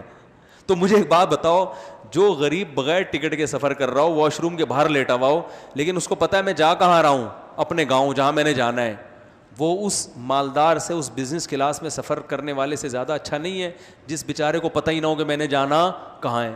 اس کا تو ہر لمحہ اسے ڈرا رہا ہے کہ ایسا نہ ہو میں منزل سے اور دور ہو رہا ہوں. تو بھائی خوب اچھی طرح سمجھ لو کہ ہماری زندگی کا ایک بڑا مقصد ہے, وہ ہے آزمائش. اچھا بنیں گے تو اجر ملے گا, برا بنیں گے تو کیا ملے گی؟ چترول لگیں گے, سزا ملے گی قیامت کے دن. کیونکہ یہ سزا اور جزا بھی اسی سے سمجھ میں آتی ہے, کیونکہ جس مقصد کے لیے بھیجا گیا اگر اس مقصد کو پورا کرنے پر کچھ مل نہیں رہا ہے تو پھر اس مقصد کا ہونا نہ ہونا کیا ہے برابر. کمپنی نے الیکٹریشین کو بھیجا تو بجلی کے کھمبے لگائے گا وہاں جا کے, پلمبر کو بھیجا تو کیا کرے گا؟ نل کے لگائے گا. وہ کیا اگر میں لگا دوں گا تو کیا ملے گا؟ کہ کچھ بھی نہیں ملے گا. نل کے ملیں گے, لوگوں کو پانی ملے گا, اور مجھے کیا ملے گا؟ آپ کو کچھ نہیں ملے گا. وہ لگائے گا نل کے, اور کام پورا کرنے کے بعد اجر ملتا ہے یا پورا کرنے سے پہلے؟ پورا کرنے کے بعد ملتا ہے. تو یہ دنیا میں غیر مسلم سوال پوچھتے ہیں, کہتے ہیں موت کے بعد زندگی نہیں ہے. تو بھائی کام کا ٹائم تو زندگی ہے, تو اس کا پتہ چلتا ہے کہ اجر زندگی کے بعد ہے. مزدور کو اجرت کام کے دوران تھوڑی دی جاتی ہے. تو اسی سے آخرت کا تصور بھی ثابت ہوتا ہے کہ بھائی کام کا جو ٹائم ہے وہ موت تک ہے, موت تک ہمارا امتحان ہے, موت کے آخری جھٹکے تک ہے. پتہ یہ چلا کہ زندگی جو ہے, حیات جو ہے ہماری, یہ اجر کی جگہ نہیں ہے. اس میں نہ آپ کو نماز کا اجر ملے گا, نہ والدین کی خدمت کرنے کا. اللہ اپنی مرضی سے کسی کو نواز دے تو ایک الگ بات ہے. اصل اجر کی جگہ جب ہے جب کام کا ٹائم ختم ہوگا, اور وہ موت کے بعد ہے. تبھی موت کے بعد انسان فنا نہیں ہوتا. قرآن کہتا ہے ایک جہان سے, دار العمل سے دار الجزا کی طرف ٹرانسفر ہو جاتے ہو تم.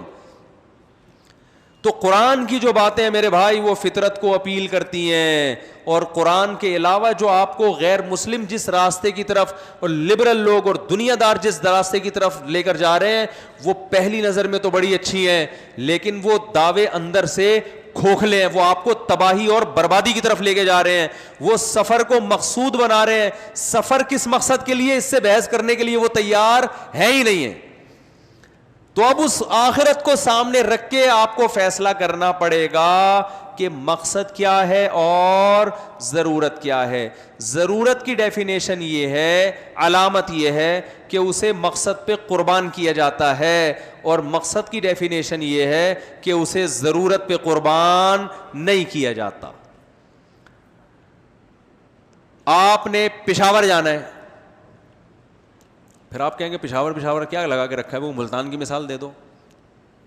تو میں پشاور جا رہا ہوں اصل میں, ٹھیک ہے نا, کسی کام سے جا رہا ہوں پشاور, لیکن پشاور رکوں گا نہیں, آگے جانا ہے. پھر وہاں سے آپ نے پشاور جانا ہے, مقصد ہے آپ کا اتنے بج کے اتنے منٹ پہ وہاں پہنچ جانا.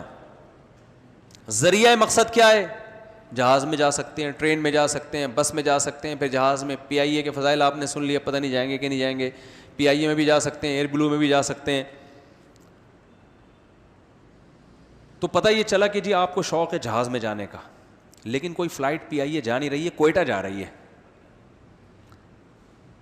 یہ انسان کی ضرورت ہے کہ وہ سفر آرام دہ چاہتا ہے. پشاور ٹرین جا رہی ہے.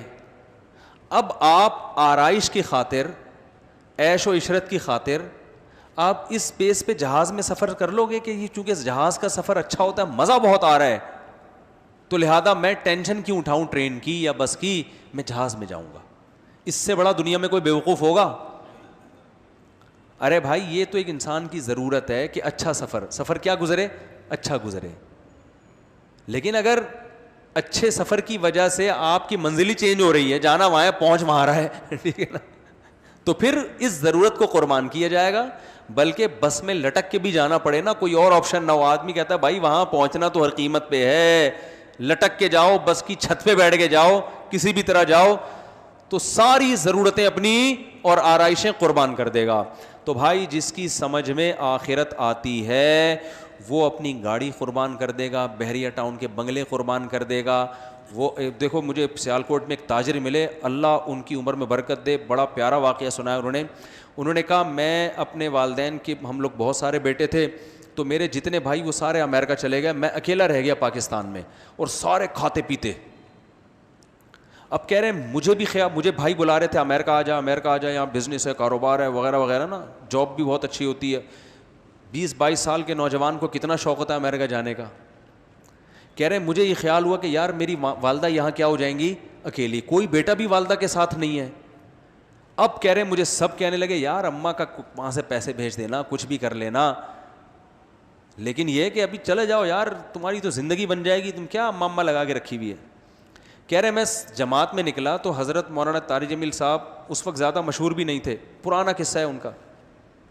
کہہ رہے ہیں وہ کپڑے دھو رہے تھے, تو کپڑے دھوتے ہوئے میں نے ان سے پوچھا, میں نے کہا حضرت ایک طرف میری والدہ ہیں, دوسری طرف بزنس, پیسہ, امریکہ کی رنگ رلیاں, تو آپ مجھے مشورہ دے دیں کہ میں امریکہ جاؤں یا یہاں رہ کے اپنی والدہ کی خدمت کروں, یہیں کوئی روزگار تلاش کروں.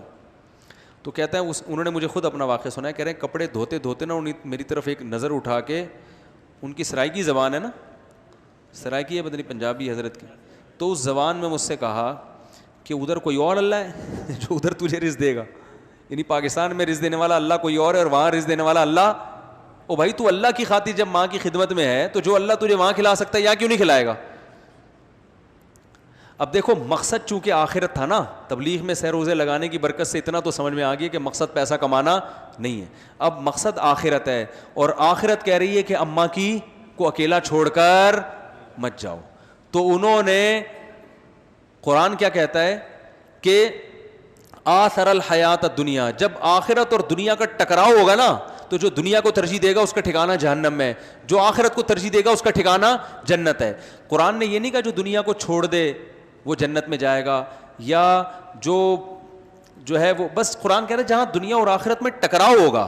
دیکھو دنیا امریکہ جاتی ہے تو دنیا اور آخرت میں کوئی ٹکراؤ نہیں ہو رہا, جائیں, کس نے منع کیا ہے آپ کو, لیکن جہاں اکیلی ماں رہ رہی ہو پیچھے اور اس کا کوئی خدمت کرنے والا نہ ہو, یہاں دنیا اور آخرت میں کیا ہو رہا ہے, لڑائی ہو رہی ہے. اب ساتھ کس کا دینا ہے آپ نے؟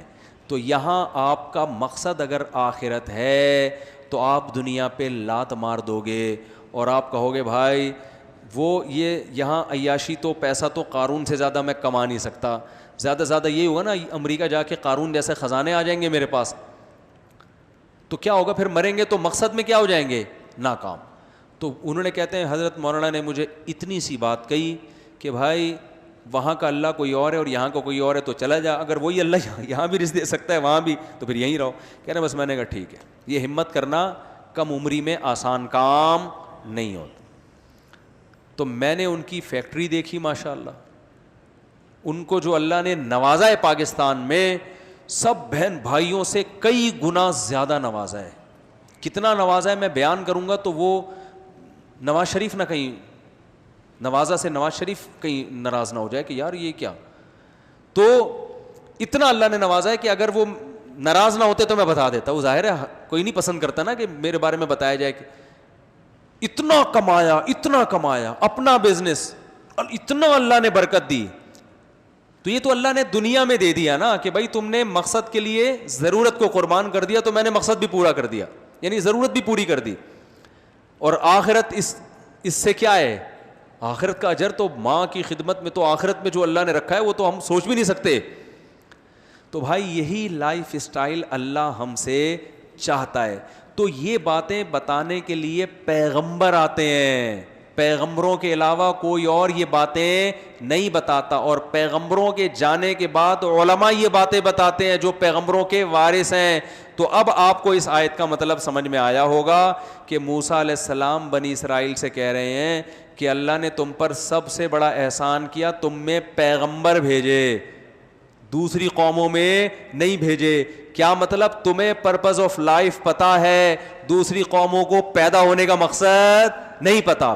تو اس سے یہ بھی پتا چلتا ہے اسی آیت سے کہ جس قوم میں علماء ہیں جن کو دیسی زبان میں مولوی کہا جاتا ہے اور دنیا کا سب سے ناکام ترین طبقہ سمجھا جاتا ہے, اللہ کی نظر میں ان مولاناؤں کا وجود جو اہل حق ہیں ان کا وجود کسی قوم میں اللہ کی سب سے بڑی نعمت ہے, جس کو آپ دنیا کا سب سے بیکار ترین طبقہ سمجھتے ہو, بشرطے کہ اہل حق عالم ہو, روحانی ٹوپی ڈرامے نہ ہو, بدعتی نہ ہو. اور ایک مثال سے بات دے کے میں ختم کرتا ہوں. دیکھو ڈاکٹر کی اہمیت لوگ سمجھتے ہیں, کھانسی ہوگی علاج کرے گا.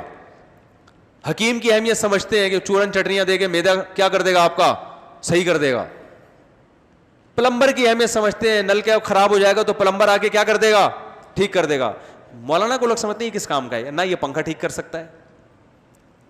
اب جیسے میں مولانا مفتی صاحب ہوں, لوگ کہتے ہیں اللہ ہمیں بنا دے, ہم تو ہیں بھی نہیں, تو بھائی پنکھا خراب ہو جائے گا تو میں ٹھیک کروں گا, بولو نا بھائی. آپ کو کھانسی ہے, میں ویسے ٹوٹ کے ڈاکٹروں سے سن کے بتا دیتا ہوں تو ایک الگ بات ہے. میں تو آپ کی شادی بھی نہیں کرا سکتا, جو میرا ٹاپک ہے جس میں بیان کرتا ہوں. لوگ مجھ سے کہتے ہیں یار آپ 4 شادیوں کی بات کرتے ہیں, ہمارا کوئی رشتہ کراتے ہیں. میں کہتا ہوں بھائی میں رشتے بھی, کہتے ہیں پھر آپ کام کیا ہے آپ کا کیا کر رہے ہو, کم از کم جس ٹاپک پر اتنا خطاب کرتے ہو شادی دفتر ہی کھول لو. میں نے کہا بھائی ہم شادی دفتر, بولو, کیونکہ بھائی ہمیں اللہ نے شادی دفتر کے علاوہ کسی اور کام کے لیے چنا ہوا ہے, تو شادی دفتر والوں سے شادیاں کراؤ نا جا کے. شادی کی ترغیب شادی دفتر والے نہیں دے سکتے. بات آ رہی ہے سمجھ میں؟ یہ کام یہ اللہ اس کے رسول ترغیب, یہ انگریز ترغیب نہیں دے سکتا, کیونکہ انگریز کے پاس نکاح کی ترغیب دینے کے لیے جو موٹیویشن چاہیے وہ ہے ہی نہیں کم وقت کے پاس. کیونکہ اگر وہ آپ کو ترغیب دے گا 10 سوال, مثال کے طور پر فرض کر لو انگریز ہوں میں تھوڑی دیر کے لیے, اب میں آپ کو گورا بن کے سمجھا رہا ہوں کہ کم عمری میں شادی کرنی چاہیے. تو سب سے پہلا سوال ہوگا کیوں؟ آپ بولیں گے نا کیوں. میں کہوں بھائی اس لیے شادی کرنی چاہیے کہ کم عمری میں شادی ہو جائے گی آپ کی. اس کے علاوہ میرے پاس اور کوئی دلیل بولو نا. نہیں بھائی یہی ہے, موٹیویشن ملے گی اس سے. کہے گا یار ہم گرل فرینڈ رکھی ہوئی ہے 50 سال میں جا کے کر لیں گے, ورنہ ٹینشن خام خا کی. گرل فرینڈ کیا, نہ کوئی سالے کی ٹینشن, نہ سسر کی ٹینشن, نہ ساس کی ٹینشن. بیوی آئے گی 4-5 سالے جہیز میں ملیں گے آپ کو, اور ٹینشن, اور یہ وہ جو 20 قسم کی ٹینشنیں ہوتی ہیں. تو جلد نکاح کی ترغیب, زیادہ نکاح کی ترغیب آپ کو مولوی کے علاوہ کوئی نہیں. اس کے پاس ترغیب کے 20 طریقے ہیں, کیونکہ وہ قرآن و سنت نے سکھائے ہیں اس کو. تو ہم تو وہ کام کریں گے نا جو ہمیں آتا ہے, جو ہمارے پاس ہے. شادی کرانا تو وہ تو گورا بھی کرا سکتا ہے. آپ گورے کو کچھ ڈالر دو, بولو کسی اچھی مسلمان باپردہ لڑکی سے میری شادی کرا دو, گورا جاپانی کے ذمہ کام لگاؤ گے نا, جیپنیز کے, وہ ایسی بہترین شادی کر کے دکھائیں گے. آپ کے یہاں شادی دفتر والے یہ لوگ فراڈ کر لیں گے آپ کے ساتھ, جاپانی فراڈ نہیں کرے گا آپ کے ساتھ. وہ یہ کام بھی ہم سے زیادہ, ہم اپنی شادی کے لیے گوروں سے رابطہ کر سکتے ہیں. سمجھ میں نہیں آ رہی بات, میرا خیال ہے. تو میرے بھائی لوگ کہتے ہیں مولوی کی معاشرے میں کیا ضرورت ہے, نہ یہ چائے بنانا, یہ نہ کوئی چائے, ہوٹل میں جو بیچارہ پٹھان بیٹھا ہوا ہے چائے تو پلا دیتا ہے نا, اور اتنی بڑی ضرورت پوری کر رہا ہے کہ میں کوئٹہ ہوٹل کے علاوہ چائے کہیں بھی نہیں پیتا. جب ہم کراچی سے باہر نکلتے ہیں تو پتہ چلتا ہے یہ جو ہمارے پٹھان بھائی کوئٹہ ہوٹل کھول کے بیٹھے ہوئے ہیں کتنی بڑی اللہ کی نعمت ہے. یہ والی چائے آپ کو پاکستان میں چائے کے نام پہ مذاق مل رہا ہوتا ہے. کہیں کوئی پھر کڑک سی بنا دے تو آدمی کہتا ہے یار. تو میں تو سوچ رہا ہوں اپنے ساتھ سفر میں 2-3 کراچی سے اچھے سے جو کوئٹہ ہوٹل کے پٹھان ساتھ لے جایا کروں, کہ یار ویسے چائے پینا اچھا کام نہیں ہے, لیکن پیے تو تمیز سے تو پیے نا آدمی. تو یہ بھی ایک ضرورت ہے. لوگ کہتے ہیں یار ہوٹل کا ہونا بھی ضرورت ہے, چائے بنانے والا بھی ہو, کھانا پکانے والا بھی ہو. مولوی کس کام کا, تبھی لوگ اپنے بچوں کو مولوی کے علاوہ سب کچھ بناتے ہیں. ڈاکٹر بنائیں گے, ان کو پتا ہے یار اس کی عزت ہوگی, علاج کرے گا. پائلٹ بنائیں گے, ہوائی جہاز لے کے اڑے گا, عزت ہوگی, ملک کا دفاع کرے گا, بہت اچھی ضرورت ہے. ہیئر ڈریسر بنا دیتے ہیں, بال کاٹے گا, پیسے کمائے گا. مولوی بنا کے کیا کرنا ہے, کیا کرے گا یہ؟ تو بھائی, اور جو قرآن کیا کہہ رہا ہے کہ موسیٰ کلیم اللہ جیسے جلیل القدر پیغمبر کی زبان سے اللہ بنی اسرائیل کو یہ کہلوا رہے ہیں کہ تم پر اللہ کا سب سے بڑا احسان, تم میں اللہ نے پیغمبر بھیجے. پیغمبر تو سائنس اور ٹیکنالوجی نہیں جانتے, ضرورت ہے اس ٹیکنالوجی کی, میں اس کا منکر نہیں ہوں, وہ ایک الگ ٹاپک ہے. سب سے بڑی نعمت کسی معاشرے میں اگر اللہ کی طرف سے ہے تو پیغمبر, اور پیغمبر نہ ہو تو ان کے وارثین, کیونکہ وہ آپ کو آپ کی زندگی کا مقصد بھی بتائیں گے دلائل کے ساتھ, اس مقصد تک پہنچنے والی چیزیں بھی بتائیں گے, اور جو چیزیں اس مقصد تک پہنچنے میں رکاوٹیں بنتی ہیں وہ علم بھی صرف علماء کے پاس ہوتا ہے. علماء کے علاوہ یہ علم ڈاکٹروں کے پاس نہیں ہے, انجینئر, پلمبر, چائے بنانے والوں کے پاس, بولو بھائی, نہیں ہے یہ علم. اور یہ انسان کی سب سے بڑی ضرورت ہے, کیونکہ یہ مقصد تک لے جاتی ہے, اور وہ مقاصد تک لے جانے والی نہیں ہے, وہ آپ کی ضرورتیں ہیں. بات آ رہی ہے سمجھ میں کہ نہیں آ رہی ہے؟ ایک آدمی, چلو چھوڑو پھر مثالیں بہت ہو جاتی ہیں. تو اس لیے میرے بھائی اہل حق علماء کی قدر کیا کرو, اور اپنے بچوں کو ٹھیک ہے ڈاکٹر بھی بناؤ, انجینئر بناؤ, ایک آدھ کو مولانا بھی مولوی بھی بنا دیا کرو یار. لیکن مصیبت پتہ ہے کیا ہے؟ اللہ کا نظام پتہ یہ ہے, اللہ کا نظام یہ ہے کہ چونکہ اللہ نے علماء کو پیدا کیا ہے آخرت سکھانے کے لیے. کس کے لیے؟ کہ پرپز آف لائف تمہارا کیا ہے؟ آخرت. تو اس لیے اللہ نے علماء سے اکثر علماء کو غریب رکھا ہے.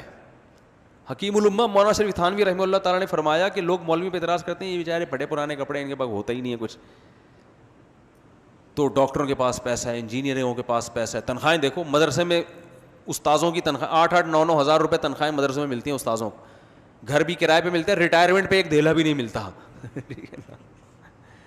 ریٹائرمنٹ پہ کسی مدرسے میں, اور ریٹائرمنٹ کا ٹائم بھی نہیں ہے, جب محتمم صاحب کا میٹر شارٹ ہوا استاذ کو نکال دیا.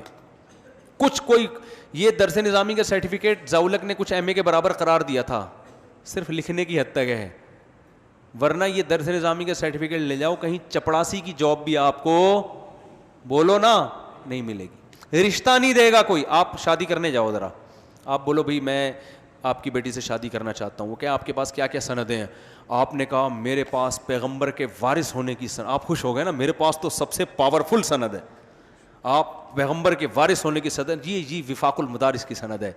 وہ کہے گا بھائی آپ اس کے علاوہ کوئی اور سرٹیفکیٹ ہے آپ کے پاس تو دکھائیں, کیونکہ اس سے زیادہ فضول ترین سرٹیفکیٹ جس کی کوئی ویلیو وفاق المدارس کی نظر میں بھی نہیں ہے, ویلیو ہماری نظر میں کیا ہوگی, کیونکہ اس بیس پہ تو آج کل وفاق المدارس میں جاب نہیں مل رہی ہوتی معذرت کے ساتھ. یہ کوئی اس کی ویلیو نہیں ہے. وہ بیچاروں نے ایک سرٹیفکیٹ رکھا ہے کہ چلو کہ لوگوں کو یقین آ جائے مولانا ہے بس.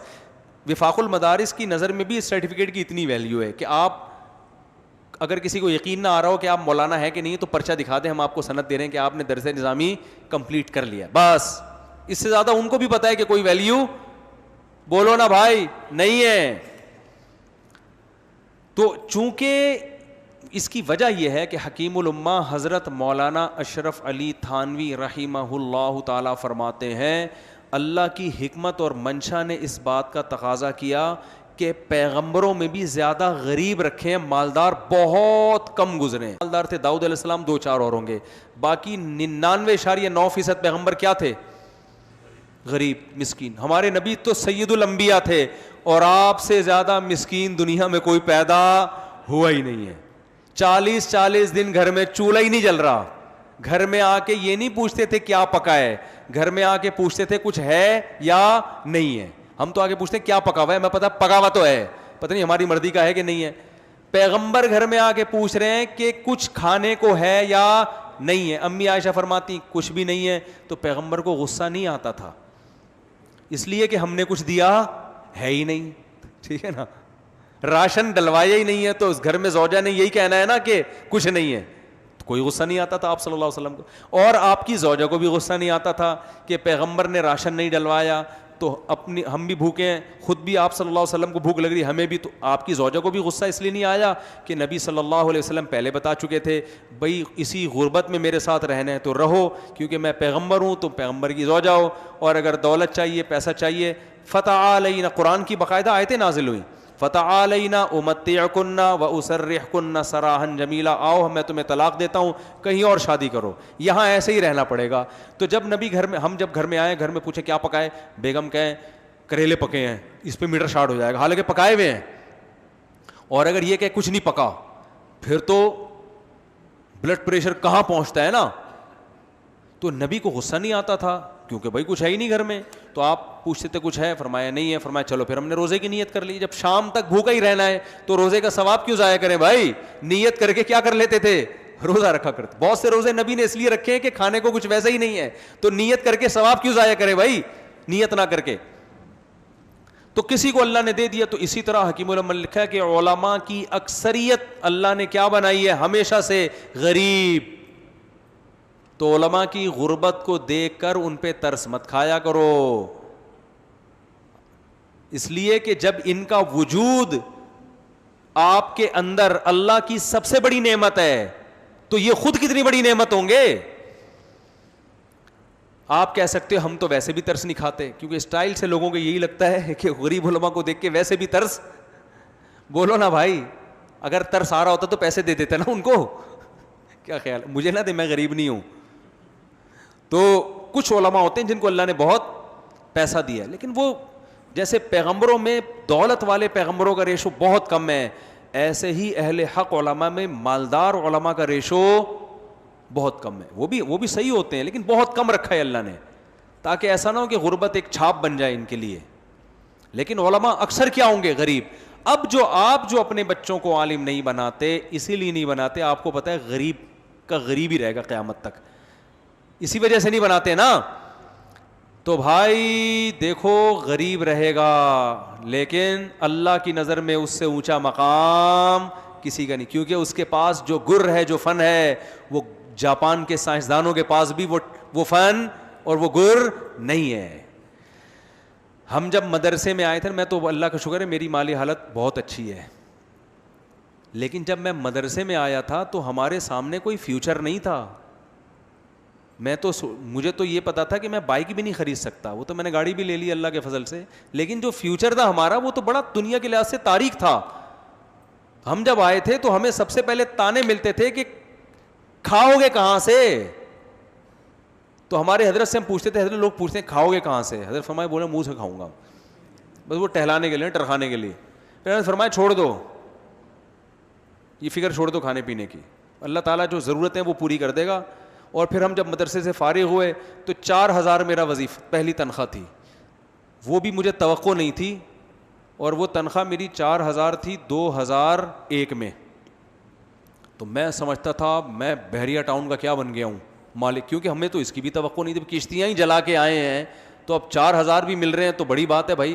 کیونکہ ہم دیکھتے تھے دورہ سے فارغ ہونے والے طلبہ وہ بیچارے دھکے کھا رہے ہوتے تھے, ان کو 4000 میں بھی کہیں تدریس نہیں مل رہی ہوتی, ہمیں تو 4000 مل رہے ہیں.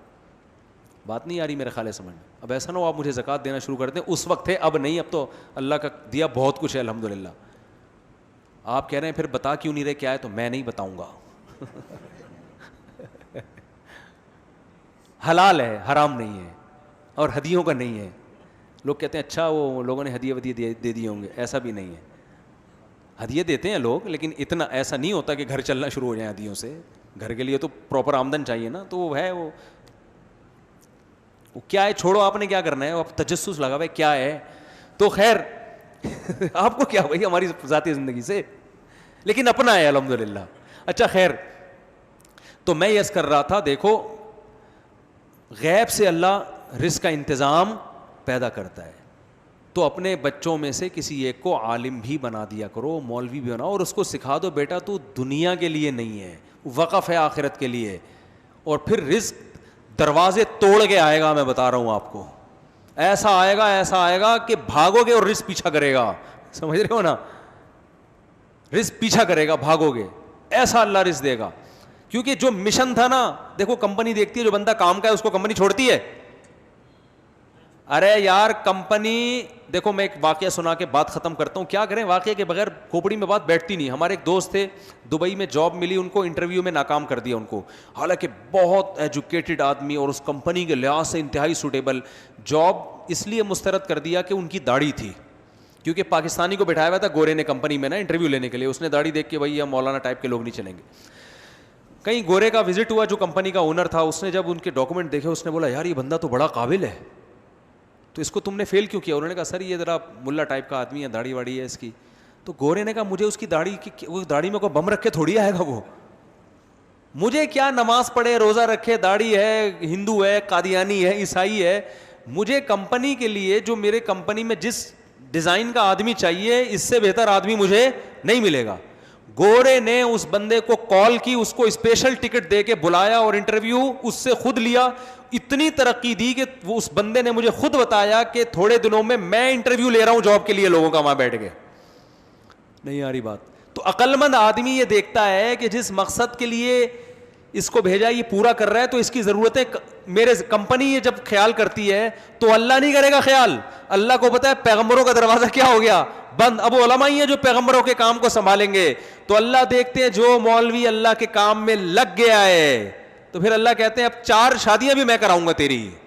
میں اپنے اوپر یہ خدا نخواستہ مثال نہیں دے رہا, میری تو ویسے بھی 3 ہیں, اور ضروری نہیں ہے کہ اس لیے کرائیوں کہ میں دین کے کام میں لگا ہوا ہوں. اتنے بڑے دعوے کرنا تو بڑا خطرناک ہے, ہم تو نالائق لوگ ہیں, وہ تو آخرت میں پتہ چلے گا. لیکن اگر میں آپ کو بتاؤں آپ کی شادی نہیں ہو رہی ہے نا, آپ مولوی بن جاؤ. ٹھیک ہے, اس نیت سے نہیں کہ شادی ہو جائے, اللہ کے کام میں لگ جاؤ. لوگوں کی ایک ہوتی ہے, اللہ آپ کی کتنی کروائے گا؟ 4. اللہ کہتے تو کام کو فوکس کر, شادیوں کی فکر چھوڑ دے, کام میں لگا ہوا ہے اس کو چھوڑ دے. اگر رزق کی تنگی ہوگی اس کی وجہ سے کام میں نقصان ہو رہا ہے, اللہ کہے گا کام کو فوکس کر, پٹھان ہوٹل کے پراٹھے تجھے میں کھلاؤں گا اور تیرے ہضم بھی کروا دوں گا میں.